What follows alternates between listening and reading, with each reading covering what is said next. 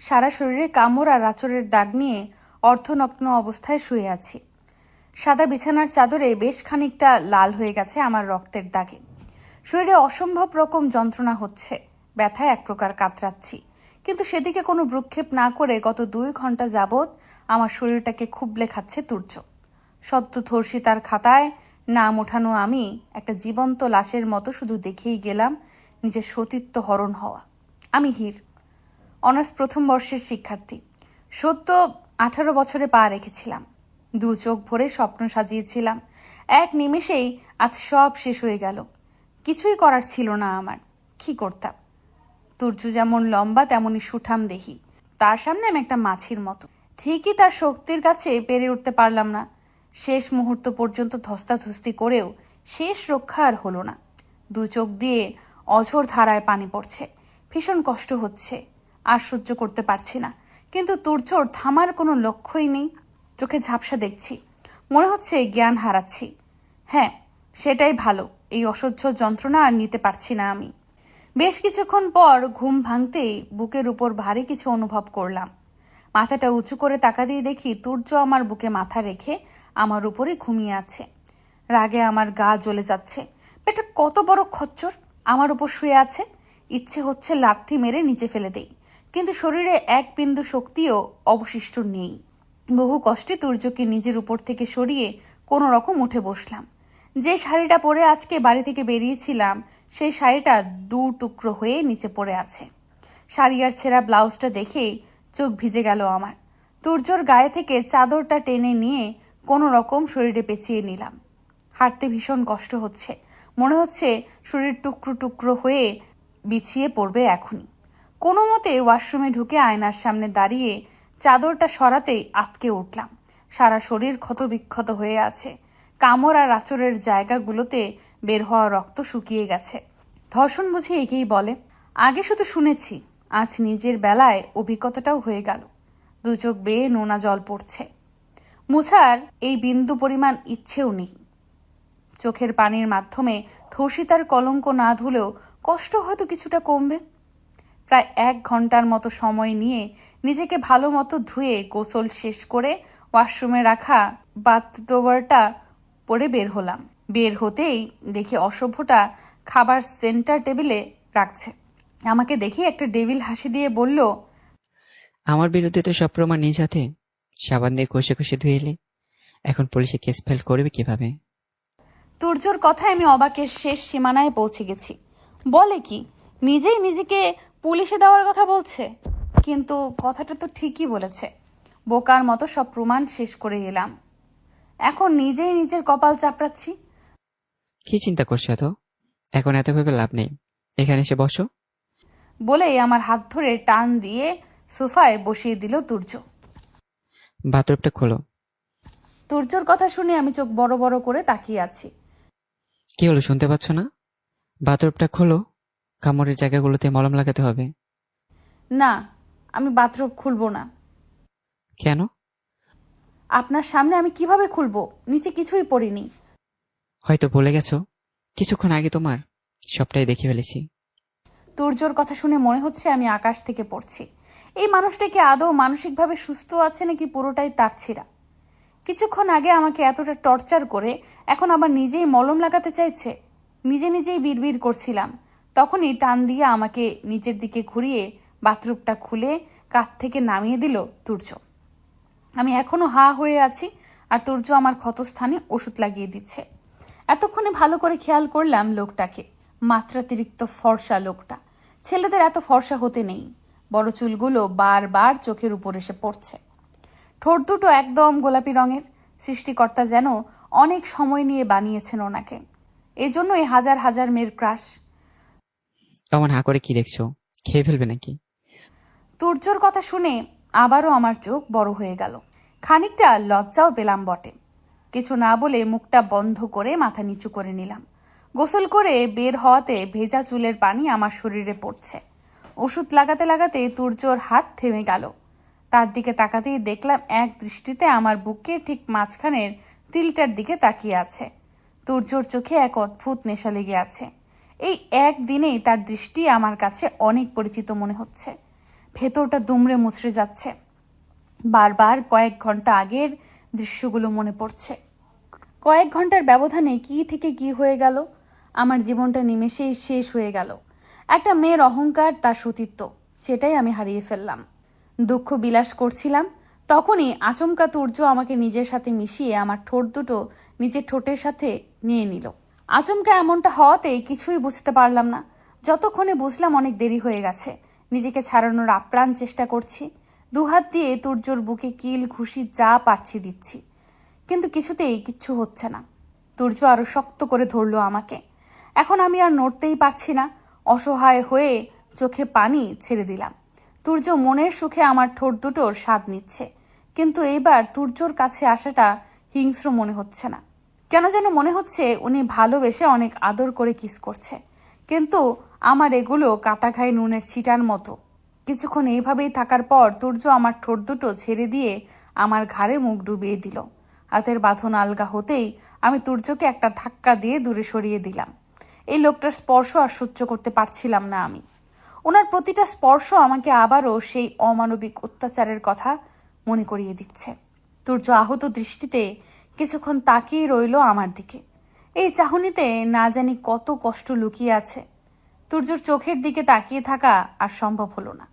কেন জানি না বুকে চিনচিন ব্যথা অনুভব হচ্ছে। তুর্য নিজের চোখ নামিয়ে নিল।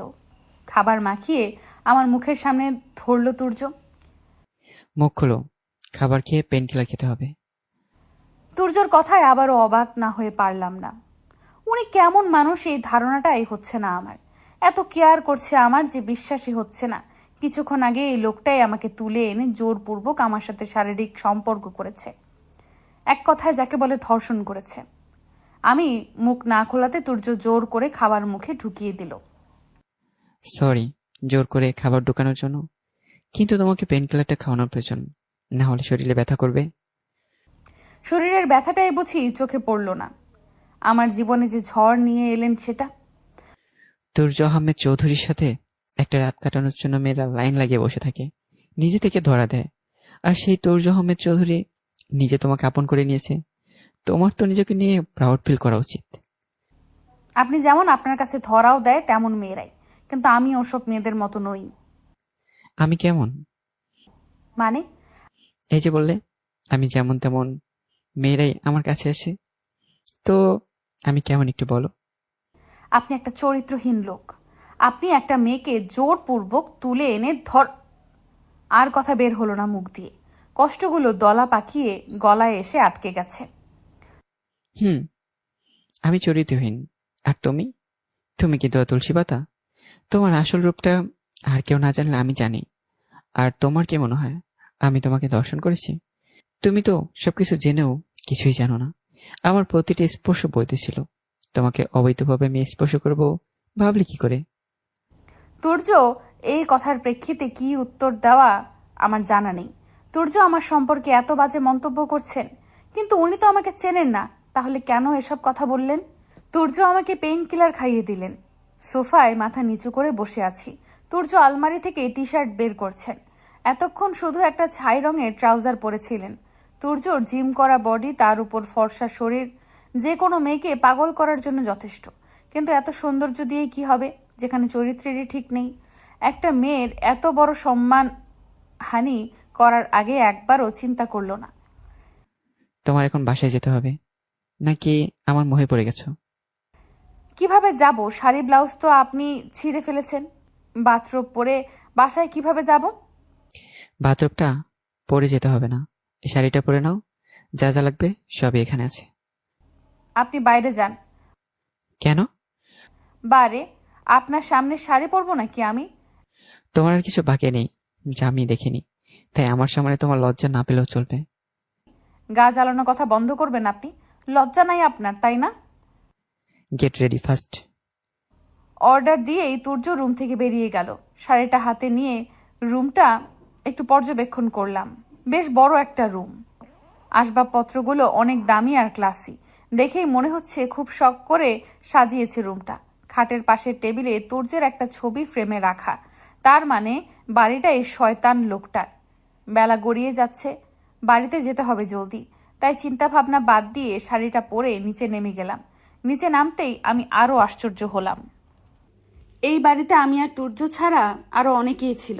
দেখে মনে হচ্ছে এরা সবাই সার্ভেন্ট, কিন্তু এতগুলো মানুষ এখানে ছিল, তাহলে একটা মানুষও আমাকে বাঁচালো না কেন? সবগুলো মানুষ আমার সাথে এত বড় অন্যায় হতে দিল, কেউ একজনও বাধা দিল না? প্রশ্নটা মাথায় ঘুরপাক খাচ্ছিল। তখনই তুর্য আমার হাত ধরে টানতে টানতে বাইরে নিয়ে গাড়িতে বসিয়ে দিল। It's time to go baby. একদম উল্টাপাল্টা নামে ডাকবেন না। তো কি নামে ডাকবো? আমার নাম হীর। 1 মিনিট, আপনি আমাকে ডাকবেনই বা কেন? কেন আমি তোমাকে ডাকবো না কেন? আপনার আমার সাথে যা প্রয়োজন ছিল সব তো শেষ। আমার সর্বস্ব তো লুটে নিয়েছেনি, এখন আমাকে ডাকার কি দরকার? তুর্য কিছু বলল না, আমার দিকে কিছুক্ষণ তাকিয়ে থেকে গাড়ি স্টার্ট দিল। তুর্য আহমেদ চৌধুরী ওরফে রকস্টার তুর্য, বাংলাদেশের সিঙ্গিং সেন্সেশন উইথ আইকন। অল্প কয়েক বছরেই নিজের গান গাওয়ার প্রতিভা দিয়ে জয় করে নিয়েছে সকলের মন। এমন না যে আমরা একে অপরকে চিনি, তবে ওনাকে চেনে না এমন খুব কম মানুষই আছে। মনে মনে সেই দিনটাকে ঘৃণা ভরে স্মরণ করছি, যেদিন এই তুর্যর সাথে প্রথম দেখা হয়েছিল। প্রায় 15 দিন আগে মামাতো বোন রাহির সাথে একটা কনসার্টে গিয়ে এই মানুষরূপী পশুটার সাথে দেখা হয়েছিল। প্রথম দেখায় একবারের জন্য বুঝতে পারিনি লোকটা এতটা নীচ। বাইরের দিকে তাকিয়ে আছি, চোখ দিয়ে অনবরত পানি পড়ছে। হয়তো তুর্য কয়েকবার আমার দিকে ফিরে তাকিয়েছিল, কিন্তু আমার এই পশুর মুখটা দেখার আর ইচ্ছা নাই। আমার বাড়ির ঠিক সামনে এসে গাড়িটা থামলো। তার মানে সব কিছু প্রি প্ল্যান্ড ছিল। আমার সব তথ্য আগে থেকেই নিয়ে নিয়েছে। গাড়ির দরজাটা খুলে এক ছুটে বাড়ির ভেতরে ঢুকে পড়লাম। হয়তো পেছন থেকে 2-1 বার ডেকেও ছিল, কিন্তু তাতে আমার কিচ্ছু যায় আসে না। বাড়িতে ঢুকতেই রাহি আটকে ধরলো। এত দেরি কেন? আর এটা কার শাড়ি? কি উত্তর দেব, মাথায় কিচ্ছু আসছে না। কোনো রকম অসুস্থতার বাহানা বানিয়ে ঘরে এসে দরজা লাগিয়ে দিলাম। এখন যেন আমার কষ্ট আর বাদ মানছে না, মরে যেতে ইচ্ছে করছে। নিজেকে অপবিত্র মনে হচ্ছে। গায়ের শাড়িটা টেনে খুলে আগুনে লাগিয়ে দিলাম। কেন এই কাজটা করলাম জানি না, কিন্তু মনে হচ্ছে শাড়িটার জায়গায় তুর্যকে জ্বালাতে পারলে অনেক শান্তি পেতাম। ওয়াশরুমে গিয়ে ঝর্ণার নিচে বসে কাঁদছি আমি। আজকে আম্মু আব্বুর কথা ভীষণ মনে পড়ছে। আজ আম্মু বেঁচে থাকলে আমার মনের কষ্টটা একটু হলেও বুঝতো। সবটা তার সাথে শেয়ার করতে পারতাম। মামা মামি রাহি রায়ান সবাই অনেক ভালো, কিন্তু মা তো মাই হয়। রায়ানের কথা মনে পড়তেই আরও জোরে কান্না পাচ্ছে। কি থেকে কি হয়ে গেল? মানুষটা আমাকে কত ভালোবাসে আর আমি কি না? ছি, নিজের উপর নিজেরই ঘৃণা হচ্ছে। যদি রায়ান সবটা জানতে পারে তখন কি হবে? রায়ান কি আর আমাকে মেনে নিবে? হ্যাঁ, মেনে নেবে রায়ান আমাকে, অনেক ভালোবাসে। কিন্তু এটা তো রায়ানকে ঠকানো হবে। আমি কিভাবে রায়ানকে ঠকাবো আর ভাবতে পারছি না। কাঁদতে কাঁদতে হিচকি উঠে গেছে। জানি না কত সময় ধরে এভাবে কাঁদছি আর ভিজছি। আরও কিছুক্ষণ ভিজার খুব ইচ্ছে হচ্ছে। হয়তো আমার কলঙ্ক ধুয়ে যাবে এই পানির সাথে। দরজায় বারবার নখ পড়ছে। মামি আর রাহি ডাকছে। না, আর কিছুক্ষণ এভাবে থাকা যাবে না, ওরা সন্দেহ করবে। ঝটপট জামাটা পাল্টে বেরিয়ে পড়লাম। কোনো রকম একটু খেয়েই দরজা লাগিয়ে ঘুমিয়ে পড়লাম। ব্যালকনিতে দাঁড়িয়ে আছে তোর্য, হাতে গিটার আর গলায় করুণ সুর। গানটা গাইতে গাইতেই দু চোখ ভিজে গেছে তোর্যের। আকাশের দিকে তাকিয়ে আছে আপন মনে। পুরো আকাশটা মেঘলা। পূর্ণিমা তিথি হওয়ার পরেও আজ আকাশের কোনো আনন্দ নেই। যেন আকাশও আজ তোর্যের সাথে কাঁদতে চায়, ওর কষ্ট কমাতে চায়। প্রিয়জনকে হারানো কষ্ট তবুও বুকে নিয়ে বেঁচে থাকা যায়, কিন্তু প্রিয়জনের ঘৃণার পাত্র হয়ে বেঁচে থাকার চেয়ে মরে যাওয়াও অনেক সুখের। কেন হীর? কেন কেন দাও আমাকে এতটা কষ্ট? আর কত কষ্ট সহ্য করবো আমি বলো? আর কত যন্ত্রণা দিতে চাও? প্রতিটা মুহূর্ত তুমি আমার সামনে, কিন্তু তোমাকে ছোঁয়ার অধিকার নেই। আমার কলেজে তুমি, তবুও তোমায় ভালোবাসার অধিকার নেই। তুমি চাইলে সারা জীবন তোমার অপেক্ষা করতে পারি, কিন্তু তোমাকে, আজকে তুমি আমাকে চরিত্রহীন বলছো, মানুষরূপী পশু, আরো না জানি কত কি। তুমি আমাকে যত পারো ভুল বোঝো, তবু আমি কিছুই বলবো না। আচ্ছা হীর, একটা বারো কি আমার কথা মনে পড়ে না? একটা বারো কি আমার কাছে আসার জন্য তোমার মন ছুটে যায় না? বলো না হীর, প্লিজ বলো। কথাগুলো বলতে বলতেই আমি কান্নায় ভেঙে পড়লাম। তখনই বৃষ্টি শুরু, ঝুমঝুম বৃষ্টি। হয়তো আমার কষ্টগুলো আকাশ সহ্য করতে না পেরে কান্নায় ভেঙে পড়েছে। মাঝরাতে হঠাৎ ঘুম ভেঙে যায় আমার, প্রচণ্ড মাথা ব্যথা করছে, শরীরটাও বেশ গরম, চোখে ঝাপসা লাগছে, সব কিছু বেশ ভালো রকমেরই জ্বর এসেছে মনে হচ্ছে। ড্রয়ার থেকে একটা জ্বরের ওষুধ খেয়ে খাটে বসে আছি। দিনে যা কিছু ঘটেছে সবটা মাথায় ঘুরছে। সব কিছু পুনরায় একবার চিন্তা করতে গেলে একটা কথা আটকে যায় মাথায়। তুর্য তখন বলেছিল তার প্রতিটি স্পর্শ বৈধ। এই কথাটার কি মানে ছিল? আমার শরীরে তার স্পর্শ বৈধ কিভাবে হবে? রায়ানকেও আজ পর্যন্ত নিজেকে স্পর্শ করতে দেইনি, আর এই লোক, ছি, এই লোকের কথা আমি কেন ভাবছি? যার চরিত্র খারাপ, তার মুখের কথার কি সত্যতা আছে? দরজায় কড়া নড়ছে। নিশ্চিত রায়ান দেখতে এসেছে আমাকে, কিন্তু আমি এই মুখ কিভাবে দেখাবো রায়ানকে? আমার যে তার সামনে যাওয়ার সাহস নেই। কি বলবো আমি তাকে? হির, দরজাটা খুলে দে। আর কতক্ষণ দাঁড়িয়ে থাকবো? রাহি বলল তোর শরীর খুব খারাপ, আমি দেখবো তোর কি হলো। রায়ান ভাই, তুমি যাও তো এখান থেকে, আমাকে ঘুমাতে দাও। এমন করছিস কেন? খোল না প্লিজ, একবার তোকে দেখেই চলে যাব। এত দেখার কি আছে? যাও তো, ঘুমাও। খুলবি না? না। এই তো আর 2 দিন, তারপর দরজা কিভাবে লাগিয়ে রাখিস আমিও দেখব, আর তোর ঘুমের 12টা বাজিয়ে দেব। রায়ানের কথায় যেন আমার মাথায় আকাশ ভেঙে পড়লো। আমি ভুলেই গিয়েছিলাম 2 দিন পর আমার আর রায়ানের বিয়ে। এখন আমি কি করব? আমি পারবো না রায়ানকে ঠকাতে। আমি এখন অপবিত্র হয়ে গেছি। আমি পারবো না রায়ানকে বিয়ে করতে। খুব কান্না পাচ্ছে, কিন্তু জ্বরের মাত্রা অনেক বেড়ে গেছে। তাকিয়ে থাকতে কষ্ট হচ্ছে। কখন যে ঘুমিয়ে পড়েছি খেয়াল নেই। বেশ কিছুক্ষণ বৃষ্টিতে ভেজার পর রুমে চলে এলো তুর্য। রুমের লাইট অন করে রুমের দেওয়াল ভর্তি লাগানো হীরের ছবিগুলোর দিকে তাকিয়ে আছে তুর্য। তুমি আমাকে ভুল বোঝো না হির, আমি কখনো তোমার কোনো ক্ষতি চাইনি। কিন্তু আজ আমি সত্যিই নিরুপায় ছিলাম। আমি বেঁচে থাকতে কি করে তোমাকে অন্য কারো হতে দিতাম বলো? তুমি যে আমার নিঃশ্বাসে আটকে আছো। তোমাকে হারালে আমি নিঃশ্বাস নিতে পারবো না। জানি না তোমাকে কিভাবে বোঝাবো, কিন্তু ওয়াদা করছি তোমার প্রতি করা সব অন্যায়ের প্রতিশোধ নেব। আমি তোমার উপর অনেক অন্যায় করেছি, তার পেছনে সব কারণ তোমাকে বোঝাবো। তুমি শাস্তি দিলে মাথা পেতে নেব, কিন্তু তোমাকে হারাতে পারবো না। আমার স্পর্শে আজ তোমার ঘৃণা হচ্ছে না হির, জানো হির, খুব কষ্ট হচ্ছে। বুকের বাঁ পাশটা পুরো ছাই হয়ে যাচ্ছে। আমি তোমার কোনো সর্বনাশ করিনি হির। কথাগুলো বলতে বলতে তুর্য জ্ঞান হারিয়ে ফেলে। সকালে ঘুম থেকে উঠতেই দেখি প্রচণ্ড মাথা ব্যথা করছে। জ্বরের কারণেই এমনটা হয়েছে বুঝতে পারছি। ফ্রেশ হয়ে রুম থেকে বের হতেই জানতে পারলাম বিয়েটা পিছিয়ে দিয়েছে। কারণ রায়ান ভাইয়ের জরুরি ভিত্তিতে ঢাকার বাইরে যেতে হয়েছে অফিসের কাজে। বিয়ের তারিখ পেছানোর কথাটা শুনে কেন জানি না ভালোই লাগছিল। যাক, অন্তত আরও কিছুদিন সময় পেলাম বিয়েটা কিভাবে ভাঙবো সেটা ভাবার। তুর্যকে সকালে ওর ম্যানেজার হসপিটালে নিয়ে যায়। 3 দিন তুর্য হাসপাতালে ভর্তি থেকে বাসায় এসেই কাউকে ফোন করলো। হির কোথায়, কেমন আছে এখন? আমি নিরুপায় ছিলাম, জানি আমার অপরাধ ক্ষমার যোগ্য নয়, কিন্তু হিরকে বাঁচানোর জন্য আমি সব করতে পারি। আমি দেখছি ব্যাপারটা। আজ 7 দিন হয়ে যায় কলেজে যাই না, কিন্তু আজ কিছুতেই বাড়িতে থাকতে পারলাম না। মামি আর রাহির চাপে জোর করে কলেজে পাঠিয়ে দিল। অন্য মনস্ক হয়ে ক্লাসরুমের বারান্দা দিয়ে হাঁটছিলাম, তখনই কেউ আমার বাম হাতে হ্যাচকা টান দিয়ে একটা খালি ক্লাসরুমে নিয়ে গেল।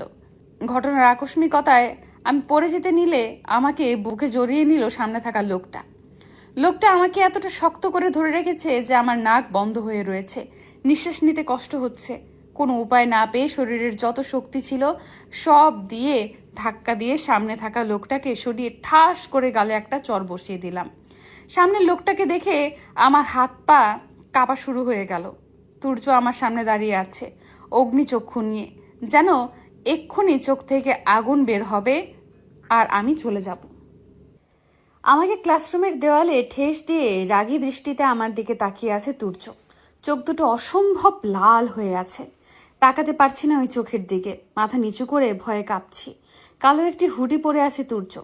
হয়তো নিজের পরিচয় গোপন করতে এমনভাবে এসেছেন। কিছুক্ষণ আমার দিকে তাকিয়ে থেকে সামনে আসা চুলগুলো পেছন দিকে দিয়ে দাঁতে দাঁত চেপে বলল, এতদিন ভার্সিটি আসুনি কেন?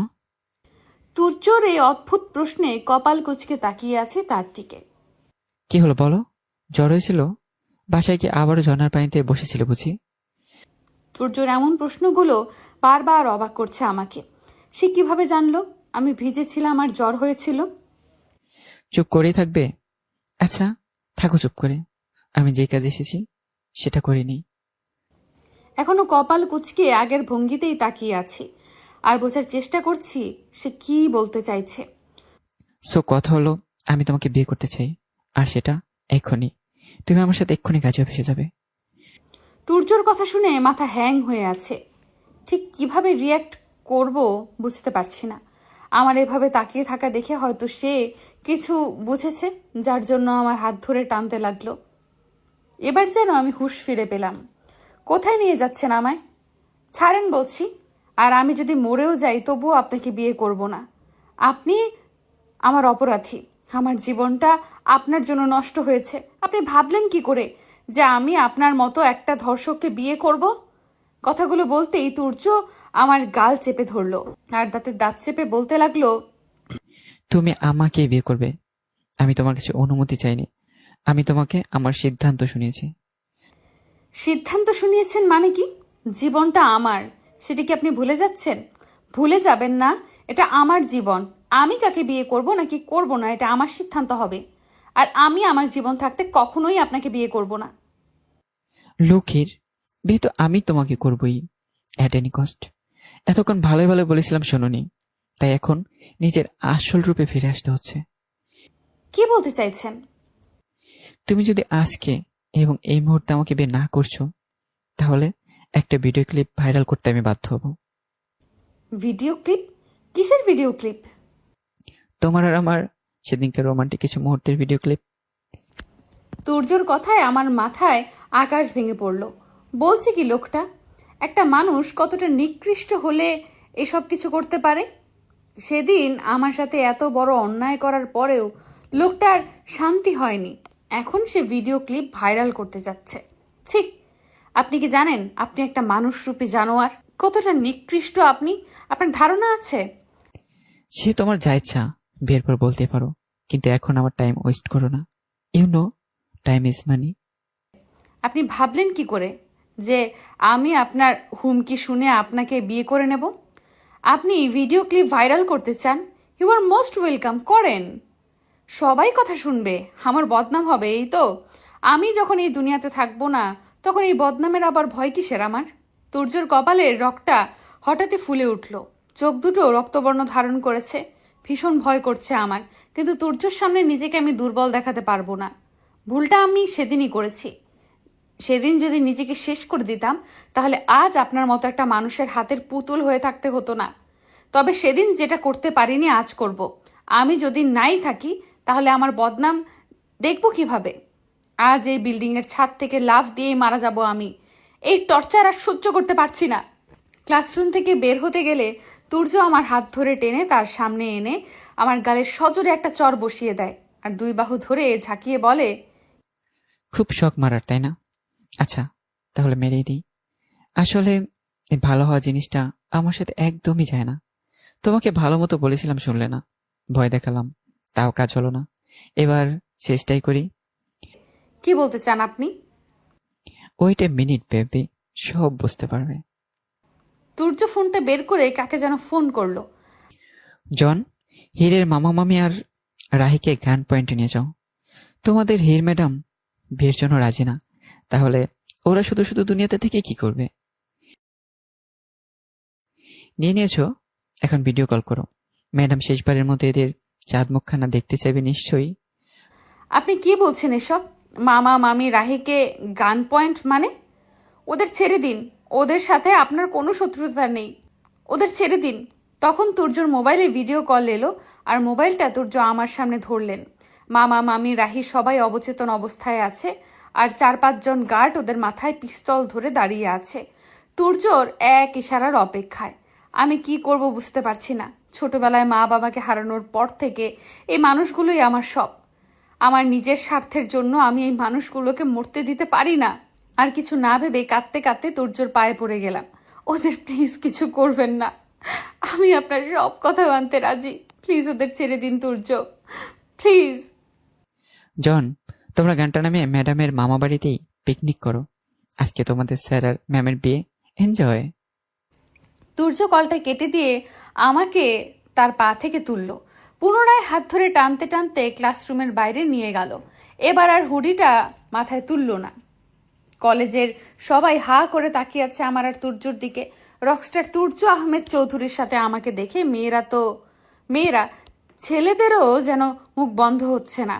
সিঁড়ি দিয়ে টেনে নামানোর সময় ব্যালেন্স না থাকায় পা মুড়ে নিচে পড়ে গেলাম আমি। ব্যথাও পেয়েছি অনেক। তুর্য আবারও আমার হাত টানছে উঠে দাঁড়ানোর জন্য, কিন্তু এই মুহূর্তে হাঁটা আমার পক্ষে সম্ভব নয়। করুণ দৃষ্টিতে তাকিয়ে আছে তুর্যর দিকে। হয়তো তুর্য কিছুটা আন্দাজ করতে পেরেছেন। আচমকাই আমাকে কোলে তুলে নিলেন সে। এখন আমার সত্যি মরে যেতে ইচ্ছে করছে, লজ্জায় আর ক্ষোভে। কি মনে করে কি সে নিজেকে? এভাবে সবার মাঝে কোলে নিয়ে হাঁটছে, সবাই ফ্রিতে তামাশা দেখছে। অনেকে এরই মধ্যে আমাকে আর তুর্যকে নিয়ে কানাঘষা শুরু করে দিয়েছে। তাদের ঠাট্টার শব্দ আমার কান পর্যন্ত আসছে, কিন্তু তুর্যর কোনো ভ্রুক্ষেপ নেই সেদিকে। আমাকে গাড়িতে বসিয়ে সিট বেল্ট লাগিয়ে দিয়ে কার ড্রাইভ করা শুরু করলো তুর্য। কিছুক্ষণের মধ্যে কাজী অফিসের সামনে এসে পড়েছি। দু চোখ পেয়ে পানি পড়ছে। আপনজনদের বাঁচানোর জন্য জীবনের শেষ বাজি খেলতে যাচ্ছি। তুর্য গাড়ি থেকে নেমে আবারও আমাকে কোলে তুলে নিয়ে ভেতরে গেলেন।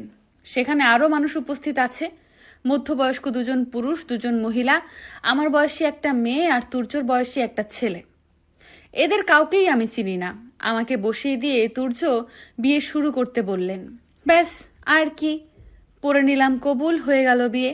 এমন একটা মানুষের সাথে যাকে আমি ঘৃণা করি, প্রচন্ড ঘৃণা করি। বিয়ে শেষে আমি কাজী অফিসেই একটা চেয়ারে বসে আছি আর তুর্য কাকে যেন ফোন দিচ্ছে। বুঝতে পারছি না কি হচ্ছে। মাথা নিচু করে বসেছিলাম, তখন তুর্য ব্যথার স্প্রে এনে আমার পায়ে দিয়ে দিল। এবারও কোলে করে গাড়িতে বসিয়ে ড্রাইভ শুরু করলো। গন্তব্য আমার পরিচিত, আমার মামার বাড়ি যাচ্ছে। আমি আন্দাজ করতে পারছি কি হতে চলেছে। বাড়ি আসতেই তুর্য আমাকে কোলে নিয়েই কলিং বেল বাজালেন। মামি দরজা খুলতেই অবাক হয়ে হা করে আছেন। আমি কিছু বলতে যাব তার আগেই তুর্য বলল, রাহি, হিরকে ওর ঘরে নিয়ে যাও আর ওর প্রয়োজনীয় জিনিসগুলো প্যাক করে দাও। আমরা এক্ষুনি বেরোবো। হির, তোমার কাছে জাস্ট 10 মিনিট সময় আছে। যা দরকার নেবে। 10 মিনিটের 1 সেকেন্ড সময় বেশি হলো, এরপর ভালো হবে না। তুর্যর কথায় আমি অনেক ভয় পেয়ে যাই আর রাহিকে ধরে ধরে রুমে নিয়ে গিয়ে জিনিস গোছাতে থাকি আর সব বলতে থাকি রাহিকে। রাহি তেমন রিয়েক্ট না করলেও বাইরে থেকে অনেক চেঁচামেচির শব্দ আসছে। নিশ্চিত মামি সব জেনে গেছে। মামিরই বা কি দোষ? কালকে পর্যন্ত তার ছেলের সাথে আমার বিয়ে ঠিক ছিল, আর আজকে আমি অন্য কারো বউ। তাদের কাউকে না জানিয়ে একা বিয়ে করে নিয়েছি। তারা অনেক কষ্ট পেয়েছে জানি, কিন্তু আমি যে নিরুপায় ছিলাম, কোনো কিছু না বলে বেরিয়ে এলাম। ঠাস করে একটা চর পড়লো গালে। চরটা মামি দিয়েছে, আমার কিছু বলার নেই, মাথা নিচু করে আছি। মামি আরেকবার হাত উঁচু করলেন চর মারার জন্য, কিন্তু সেটা গালে পড়ার আগেই তুর্য মামির হাত ধরে ফেললেন। ডোন্ট ইউ ডিয়ার, এখন হির শুধু আপনার ভাগ্নি নয়, আমার বউ মিসেস হির তুর্য আহমেদ চৌধুরীও। আর মিসেস তুর্যর গায়ে হাত তোলা সাহস এই তুর্য আহমেদ কাউকে দেয়নি। আপনাদের কাছে দোয়া নিতে এসেছিলাম, যেটা হয়তো এখন আর পাবো না। তাই এখানে সময় নষ্ট করে কোনো লাভ নেই। চলো হির। তুর্য আমার হাত ধরে বাড়ির বাইরে নিয়ে গেল আর আমার জিনিসপত্র তুর্যর গার্ড অন্য গাড়িতে রাখলো। সারা রাস্তা আর তুর্যর দিকে তাকাতে পারলাম না। এত ঘৃণা হচ্ছে এই লোকটার প্রতি যে মনে হচ্ছে এর সাথে থাকার চেয়ে গলায় দড়ি দেওয়া অনেক ভালো। গাড়ি এসে থামলো বিরাট বড় এক বাড়ির গেইটে। কিন্তু এই বাড়িটা সেই বাড়ি না যেটায় সেদিন আমাকে তুলে আনা হয়েছিল। বাড়ির দরজার সামনে অনেকগুলো মানুষ দাঁড়িয়ে আছে। এই মানুষগুলো কাজী অফিসে ছিল, হয়তো এরাই তুর্যর পরিবার। তুর্য আমাকে কোলে নিয়ে বাড়ির ভেতরে ঢুকলো। ভেতরে ঢুকতেই উপস্থিত মানুষগুলো আমার সাথে কথা বলা শুরু করে দিল। কেউ জিজ্ঞেস করছে আমি কেমন আছি, কেউ কি ঠিক মতো আসতে পেরেছি কিনা, আবার কেউ পায়ে ব্যথা কিভাবে পেলাম।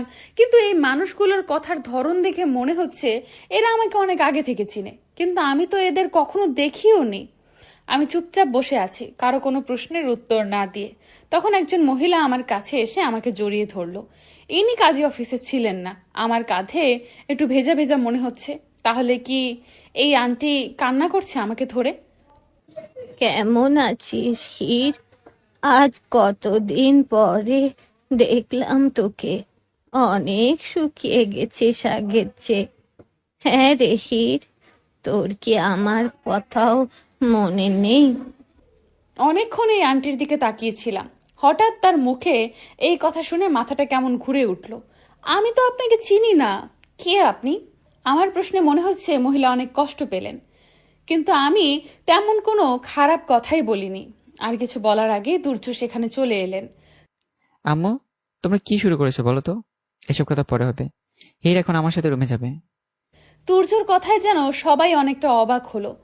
এখানে সবাই চোখে চোখে কথা বলছে, যার কিছুই আমি বুঝতে পারছি না। তুর্য আমাকে কোলে তুলে দোতলার একটা রুমে নিয়ে গেলেন। রুমটা বেশ বড়, মার্জিতভাবে সাজানো। তুর্য আমাকে বিছানায় বসিয়ে দিয়ে ওয়াশরুমে চলে গেলেন। আমি বসে বসে রুম দেখছি। ব্যালকনির কাচটা খোলা থাকায় হিম শীতল বাতাস ঢুকছে রুমে। খুব ভালো লাগছে। ইচ্ছে হচ্ছে একটু দাঁড়িয়ে থাকি ব্যালকনিতে, কিন্তু পায়ে ব্যথা করছে। ওয়াশরুমে পানির শব্দ কমে আসছে, হয়তো তুর্য বের হবে এখন। এই লোকটাকে আর সহ্য করতে পারছি না। এখনই আবার চোখাচোখি হবে তার সাথে। তাড়াতাড়ি করে শুয়ে পড়লাম। উদ্দেশ্য ঘুমানোর ভান ধরব। ভান ধরতে গিয়ে কখন যে ঘুমিয়ে পড়েছি নিজেও টের পাইনি। ঘুমের মাঝে মনে হচ্ছে কেউ আমার গালে, গলায়, কপালে চুমু খাচ্ছে।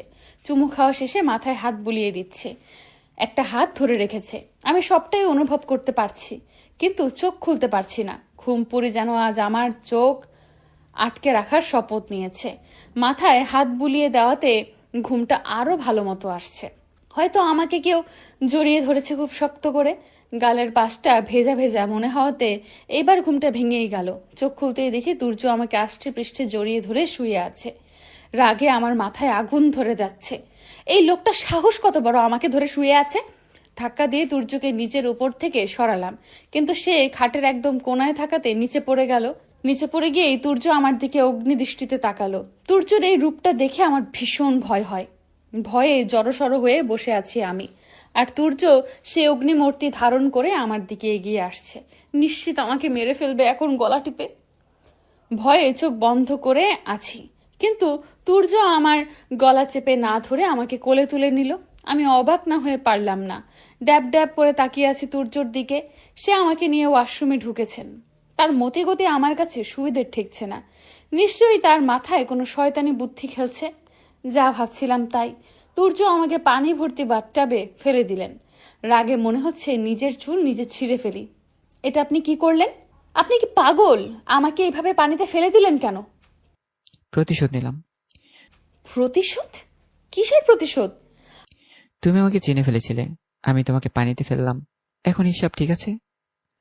আপনি একটা সাইকো। আপনার মাথার তার সবগুলো ছেঁড়া। এভাবে কেউ কাউকে পানিতে ফেলে? আমি যে ব্যথা পেলাম, এখন আপনার অনেক ভালো লেগেছে তাই না? তোমাকে ফেলে ভালো না লাগলেও হিসাব বরাবর করে এখন অনেক ভালো লাগছে। আপনার মাথার ওই বড় বড় চুলগুলো আমি ছিঁড়ে ফেলবো টেনে। আগে গোসলটা করো, ভেজা কাপড়ে তোমাকে অনেক হট লাগছে। খচ্চর একটা, বের হন এখান থেকে। তুর্য বেরিয়ে গেলে আমি তার 14 গোষ্ঠী উদ্ধার করতে করতে গোসলটা সেরে নিলাম। যে আন্টি আমাকে জড়িয়ে ধরে কেঁদেছিল তিনি এসে আমাকে খাইয়ে দিলেন। সে কথায় কথায় বললেন তিনি তুর্যর মা, তনিমা চৌধুরী। কাজী অফিসে থাকা লোকগুলোর মধ্যে তুর্যর বাবা তিয়াস চৌধুরী, ছোট চাচা চাচি এবং একমাত্র ফুপি কাকলিও ছিলেন। খাওয়া শেষে তনিমা আন্টি আমার মাথায় হাত রেখে বললেন, মারে, আমার তুর্যটা একটু রাগী, কিন্তু ও মানুষটা খারাপ না। তুই ওকে একটু সময় দে। এমন ভাবিস না যে আমি এখানে তুর্যর সাফাই গাইতে এসেছি। আমি তোর জন্যই এসেছি। জানি তুর্য যা করেছে সেটা অনেক খারাপ একটা কাজ। আন্টির কথা শুনে আমি লজ্জায় মরে যেতে ইচ্ছে করছে। আন্টি কি সবটা জানে সেদিন কি হয়েছিল? মাথা নিচু করে এইসবই ভাবছিলাম। আন্টি আবার বলতে শুরু করলো, তোকে এভাবে জোর করে বিয়ে করাটা তুর্যের উচিত হয়নি। তোর মামা মামির সাথে কথা বলে নেওয়ার দরকার ছিল। আন্টির কথায় আমি হাফ ছেড়ে বাঁচলাম।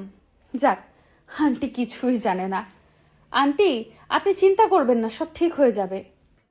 আন্টি কাকে বলছিস? আমি তোর মা হই, বুঝলি? মা ডাকটা শুনেই ভেতরটা মোচড় দিয়ে উঠল। না জানি কত বছর হয়ে যায় মাকে হারিয়েছি। আমার তো মায়ের চেহারাটাও মনে নেই। মা বেঁচে থাকলে বুঝতে পারতাম আমি কার মতো দেখতে হয়েছি।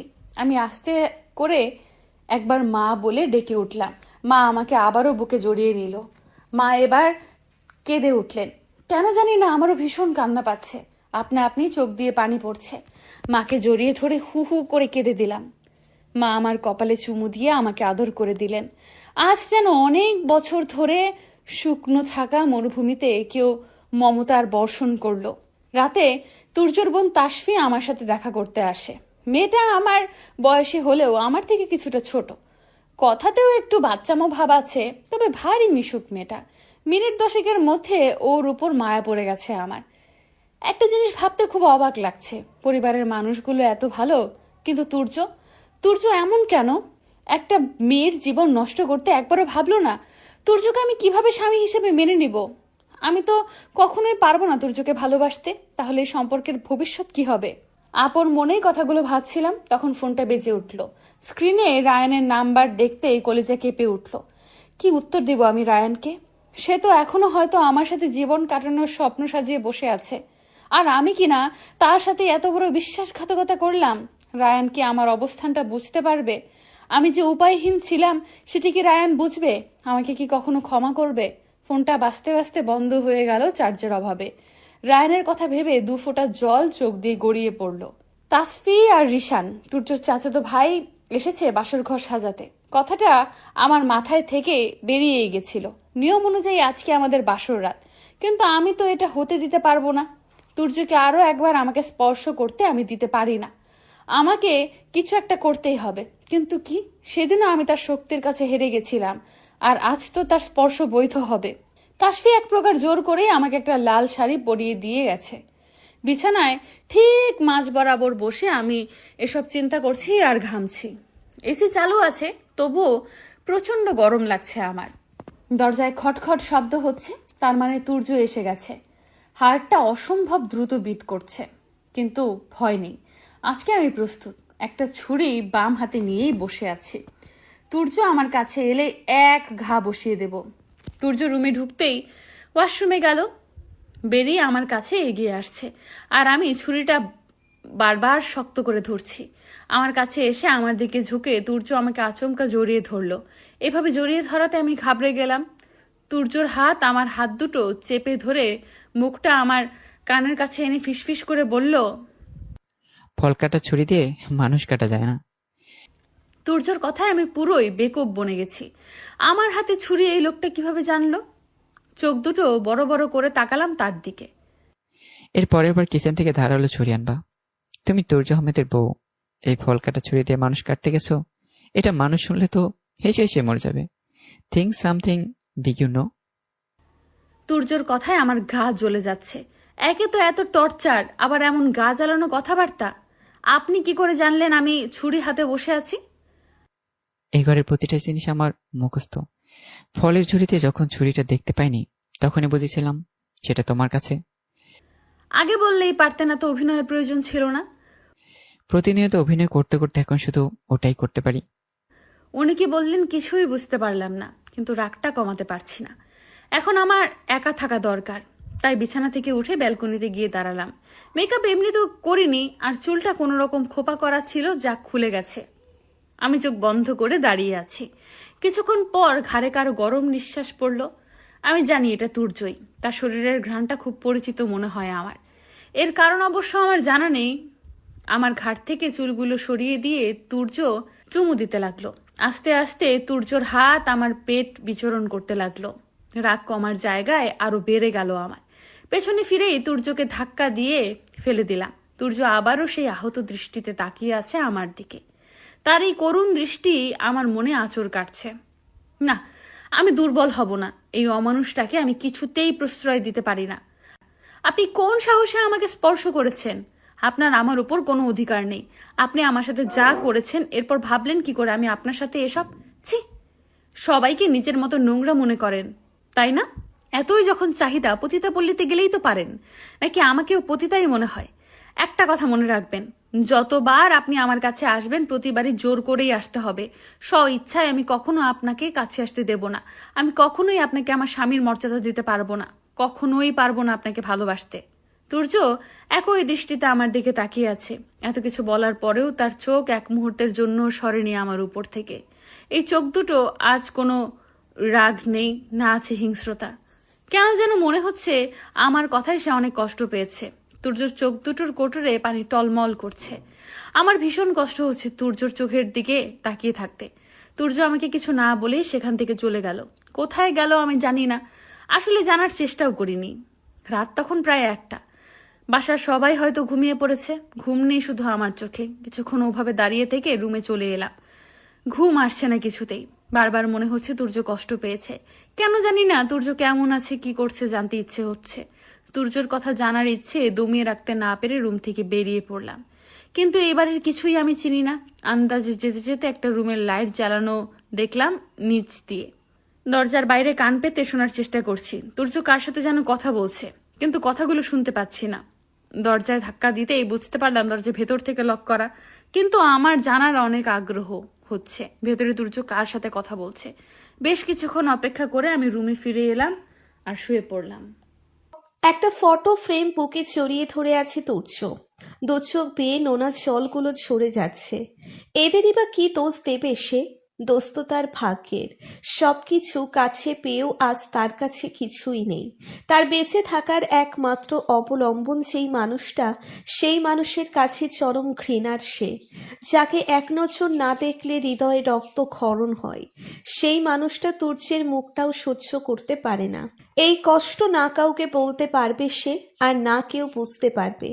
ফটো ফ্রেমটা বুকে চড়িয়ে কাঁদতে কাঁদতেই ঘুমিয়ে পড়ে তুর্য। সকালে ঘুম থেকে উঠে দেখি তুর্য এখনো ফিরে আসেনি। কেন জানি না আমার বুকে চিনচিন ব্যথা হচ্ছে। তুর্য কেন ফিরে এলো না? আমি তাড়িয়ে দিয়েছি বলে কি ফিরে আসা যেত না? কিন্তু আমি এসব কেন ভাবছি? আমি তো তাকে ঘৃণা করি। আর কিছু ভাবতে পারছি না। মাথায় অসহ্য যন্ত্রণা হচ্ছে। ওয়াশরুমে চলে গেলাম ফ্রেশ হতে। বেরিয়ে এসে দেখি এখনো তুর্য ফেরেনি।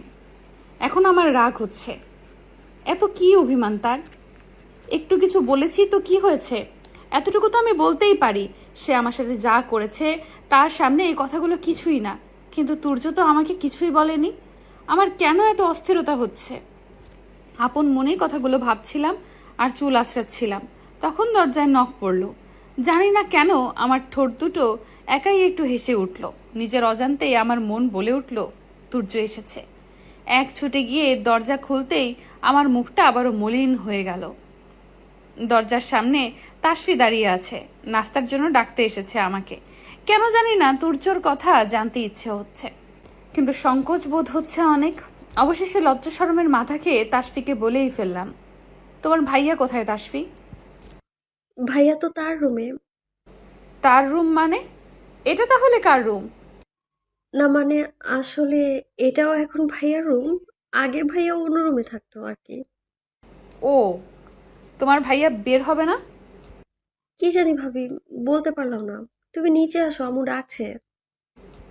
চলো। তুর্য তার আগের ঘরে কার সাথে কথা বলছিল রাতে? কেন জানি মনে হচ্ছে এই বাড়িতে সবাই আমার কাছে কিছু লুকাচ্ছে। তুর্যর বড় কোনো রহস্য আছে, কিন্তু কি? রান্নাঘরে দাঁড়িয়ে আছে তুর্য। হাতে ছোট একটা প্যাকেট, যার ভিতরে পাউডার জাতীয় কোনো একটি দ্রব্য আছে। সবার জন্য পায়েস বাটিতে তুলে রাখা ছিল। সেখানের একটা বাটিতে প্যাকেট রাখা পাউডারটা মিশিয়ে দিল সূর্য। সেখানের একটা বাটিতে প্যাকেটে রাখা পাউডারটা মিশিয়ে দিল তুর্য। চোখ মুখ চিকচিক করছে তুর্যের, মুখে লেগে আছে ভিলেন হাসি। তুর্যের ইশারায় বাড়ির সার্ভেন্ট ঔষধ মেশানো পায়েসের বাটিটা হীরকে দিয়ে দিল। তুর্য ডাইনিংয়ের পাশে দাঁড়িয়ে সবটা দেখছে। খাওয়া শেষে একজন সার্ভেন্ট পায়েস দিয়ে চলে গেল। পায়েসটা খাওয়ার একদমই ইচ্ছে আমার ছিল না, কিন্তু আম্মু বারবার বলায় খেয়ে নিলাম। নাস্তা করার সময়ও তুর্যর দেখা পাইনি। রুমে এসে রুমের প্রতিটা জিনিস খুঁটে খুঁটে দেখছি, উদ্দেশ্য সময় পাস করা। কিন্তু সময় যত যাচ্ছে আমার অস্থিরতা আরও বাড়ছে। তুর্যকে দেখতে ইচ্ছে করছে ভীষণ। হঠাৎ আমার গা গুলিয়ে উঠে বমি হলো। একবার না, বেশ কয়েকবার হলো। এখন অবস্থা এমন যে আমি আর নড়তেও পারছি না, বিছানায় পড়ে আছি। অনেকটা নিস্তেজ হয়ে পড়েছি। তখনই তুর্য ঘরে এলেন। তাকে দেখে এবার আমার ভীষণ রাগ হলো। সকাল থেকে তাকে খুঁজেছি, আর সে কিনা একবারও আমার সামনে আসেনি। তুর্য আমার এই অবস্থা দেখে আমারকে কোলে নিয়ে কোথায় যেন যেতে লাগলো। শরীরে শক্তি নেই তার সাথে ঝগড়া করার, তাই কিছু বললাম না। হসপিটালের বেডে শুয়ে আছি, ডক্টর দেখছেন। তুর্য আমার পাশেই দাঁড়িয়ে আছেন। ডক্টর নার্সকে বলছেন ব্লাড নেওয়ার জন্য, কিন্তু আমার তো ফুড পয়জনিং হয়েছে মাত্র, তাহলে ব্লাড নিতে হবে কেন? ডাক্তার সাহেব কিছুটা হলেও তোমার থেকে ভালো বোঝেন, তাই নেবে। কিন্তু ব্লাড নিতে হলে তো ইঞ্জেকশন দিতে হবে। কেন, ভয় পা বুঝি? তুর্যর কথাটা আমার ইগোতে লেগেছে। আমি কি বাচ্চা নাকি যে ভয় পাবো? ডক্টর আপনার যতবার ইচ্ছা ব্লাড নেন, আমি ভয় পাই না। টেস্ট করতে দিয়ে কিছু মেডিসিন নিয়ে বাড়িতে ফিরে এলাম। সারাটা বিকেল ঘুমিয়ে থেকে সন্ধ্যায় চোখ মেলতেই দেখি তুর্য আমার মাথার কাছে বসে আছে। নেশা ধরানো চোখে আমার দিকে তাকিয়ে আছে সে। তার চোখ দুটো আমাকে কিছু বলতে চাইছে মনে হচ্ছে, কিন্তু এই ভাষাটা আমি পড়তে পারছি না। তবুও তাকিয়ে আছি তার দিকে। জানি না কতক্ষণ তাকিয়েছিলাম এভাবে। হঠাৎ তুর্য উঠে সেখান থেকে চলে গেলেন। কোথায় গেলেন দেখার জন্য আমিও তার পেছনে গেলাম। কাল রাতে সেই ঘরটাতে গিয়ে নিজেকে বন্দি করে নিলেন সে। আমি বেশ কিছুক্ষণ সেই ঘরটার বাইরে দাঁড়িয়ে রইলাম। কালকের মতো কথার শব্দ আসছে, কিন্তু বোঝা যাচ্ছে না। আমার জানার অনেক আগ্রহ হচ্ছে ওই ঘরে কে আছে যার সাথে তুর্য ঘন্টার পর ঘন্টা কথা বলে। আবারও সেই একই ফটো ফ্রেমটা বুকে জড়িয়ে ব্যালকনিতে দাঁড়িয়ে আছে তুর্য। তবে আজ আর চোখে পানি নেই। আজ চোখ দুটো খুশিতে চিকচিক করছে। মনে হচ্ছে কোনো ছোট বাচ্চা তার হারিয়ে যাওয়া খেলনার সন্ধান পেয়েছে। আমি পেরেছি হির, দেখো আমি পেরেছি। আমি আমার লক্ষ্য পূরণের পথে অনেক দূর এগিয়ে এসেছি হির। আর বেশি অপেক্ষা অবশেষ নেই। আর কিছুটা ধৈর্য ধরতে হবে, তারপর সব ঠিক হয়ে যাবে। সব অপরাধী তার অপরাধের শাস্তি পাবে। সব হিসাব কড়াই গন্ডায় ওসুল করা হবে। আমি শুধু সেই দিনটার অপেক্ষায় আছি এর, যেদিন তুমি আমাকে নিজের করে নেবে। সেদিন আমার ভালোবাসার চরম প্রাপ্তি হবে কলিজা। যারা তোমাকে এত কষ্ট দিয়েছে, আমাকে তোমার জীবন থেকে সরিয়েছে, তাদের তো কৈফিয়ত দিতে হবে। এত সহজে তাদের কিভাবে ছেড়ে দেব? এতদিন শুধু অপেক্ষা ছিল তোমাকে নিজের কাছে আনার, যেটা হয়ে গেছে। এখন শুরু হবে আসল খেলা। তুর্য আহমেদ চৌধুরী এত সহজে সব ভুলে যাবে সেটা তো হবে না। কথাগুলো বলেই আমি একটা ভিলেন আসি দিলাম। তুর্য এখনো ফিরে আসেনি। জানি না কার সাথে কথা বলে লুকিয়ে। এতই যখন ভালোবাসা ছিল, তাহলে আমার সাথে ওসব করলো কেন? আর বিয়েই বা কেন করলো? ভীষণ কান্না পাচ্ছে। তুর্যর এই অবহেলা আমি মেনে নিতে পারছি না। তুর্যর কাছে এলেও আমার সহ্য হয় না, আবার দূরে গেলেও কষ্ট হয়। আমি নিজেই নিজেকে বুঝতে পারছি না। ফোনটা সেই কখন থেকে বেজেই চলছে। এতক্ষণ তুর্যর কথা ভাবছিলাম, তাই ধরিনি। কিন্তু এখন সহ্যের সীমা বাইরে চলে গেছে। স্ক্রিনে নাম দেখেই রিসিভ করে হ্যালো বলতেই ওপাশ থেকে রায়ানের কণ্ঠস্বর ভেসে আসলো। হির, কোথায় তুই? 2 দিন যাবৎ ফোন করছি, কোনো খোঁজ খবর নেই তোর। তুই ঠিক আছিস তো? রাহি বলল ঠিক আছিস, কিন্তু আমার বিশ্বাস হয়নি। এতবার ফোন করার পরেও রিসিভ করিসনি কেন? রায়ান ভাইকে ঠিক কী বলবো বুঝতে পারছি না। মাথা পুরোই হ্যাং হয়ে গেছে। আমার উপস্থিত বুদ্ধি আগে থেকে কিছুটা কম, এখনও তাই হয়েছে। মুখে তালা লাগিয়ে বসে আছি। রায়ান ভাইয়ের প্রশ্নের কোনো উত্তর আমার কাছে নেই। কি বলবো তাকে যে তুমি ঢাকার বাইরে গেছো আর আমি বিয়ে করে নিয়েছি? কেন করেছি সেটা তাকে বোঝাতে পারবো না। তার পরিবারের জন্যই করেছি এটা, কারণ ওই মানুষগুলো আমার আপনজন। তাদের জন্য সব করা যেতে পারে, কিন্তু রায়ান কি সেটা বুঝতে পারবে? রায়ানকে কিছু বলার আগেই কেউ আমার হাত থেকে মোবাইলটা কেড়ে নিল। পেছন ফিরে দেখি তুর্য অগ্নিমূর্তি হয়ে দাঁড়িয়ে আছে। তুর্যকে দেখে রীতিমতো কাঁপাকাঁপি শুরু হয়ে গেছে আমার। আসলে রায়ান ভাই ফোন দিয়েছে 2 দিন ধরে আমার খোঁজ নেই বলে। তুর্য আমার কোনো কথা কানে না নিয়ে আমার দিকে আগাচ্ছে, আর আমি পেছাচ্ছি। পেছাতে পেছাতে আলমারিতে ঠেকে গেছে পিঠে। এবার আর রক্ষে নেই আমার। এবার আমাকে মরতেই হবে। তুর্য যেভাবে আগাচ্ছে আমার দিকে, আমি নিশ্চিত গলা চেপে মেরে দেবে। আমার আর তুর্যর মধ্যে হয়তো 1 সেন্টিমিটার দূরত্বও নেই। তুর্যর নিঃশ্বাস আমার মুখে আছড়ে পড়ছে। তুর্যর হাত দুটো আমার দিকেই আসছে, এখনই হয়তো গলায় পড়বে। আমি চোখ মুখ খিচে ধরে আছি, কিন্তু আমাকে অবাক করে দিয়ে তুর্য আমার গলা চেপে না ধরে ঠোঁট দুটো চেপে ধরলো তার ঠোঁট দিয়ে। আমি চোখ বড় বড় করে তাকিয়ে আছি তার দিকে। তুর্য আমার কোমর জড়িয়ে ধরে রেখেছেন। বড় বড় করে তাকিয়ে আছি তার দিকে। তুর্য আমার কোমর জড়িয়ে ধরে রেখেছেন। আমি যেন ফ্রিজ হয়ে গেছি। কিছুক্ষণ পর তুর্য আমাকে ছেড়ে দিয়ে বাইরে চলে গেলেন। আমি এখনো আগের পজিশনেই দাঁড়িয়ে আছি, শুধু ভাবছি কিভাবে কি হলো। রাতে তুর্য আর ঘরে ফেরেনি, হয়তো সেই রুমটাতেই ছিল। পরদিন সারা দিন তুর্যকে একবারের জন্যও দেখা গেল না, না জানি কোথায় গিয়েছে। বিকেলে তুর্য বাড়ি ফিরে আসার সময় তার হাতে একটা প্যাকেট ছিল আর মুখটাও কেমন চিন্তিত বিষণ্ণ ছিল। তুর্য বাড়ি ফিরে আমাদের রুমে না আসে সেই ঘরটায় ঢুকে গেল। এখন আমি নিশ্চিত হয়তো এই লোকটার মানসিক সমস্যা আছে, আর না হয় ওই ঘরে কেউ থাকে যার সাথে সে কথা বলে লুকিয়ে লুকিয়ে। না, এইভাবে হাতে হাত ধরে বসে থাকলে চলবে না। আমাকে জানতেই হবে ওই ঘরে কে থাকে যার সাথে তুর্য সারাটা রাত কাটায়। সন্ধ্যায় তুর্য আমার ঘরে এসে একটা প্যাকেট আমার হাতে দিলেন। এটা পরে রেডি হয়ে নাও, আমরা ডিনার করতে বাইরে যাচ্ছি। তুর্যকে মানা করতে গিয়েও কেন যেন মানা করতে পারলাম না। প্যাকেটটা খুলে দেখি একটা ব্ল্যাক 3 পিস, সাথে ম্যাচিং কানের দুল। জামাটা নিয়ে ওয়াশরুমে চলে গেলাম। বেরিয়ে দেখি তুর্য চুল আঁচড়াচ্ছে। তুর্য কালো শার্ট পরেছে, ফর্সা শরীরে কালো শার্টটা বেশ মানিয়েছে।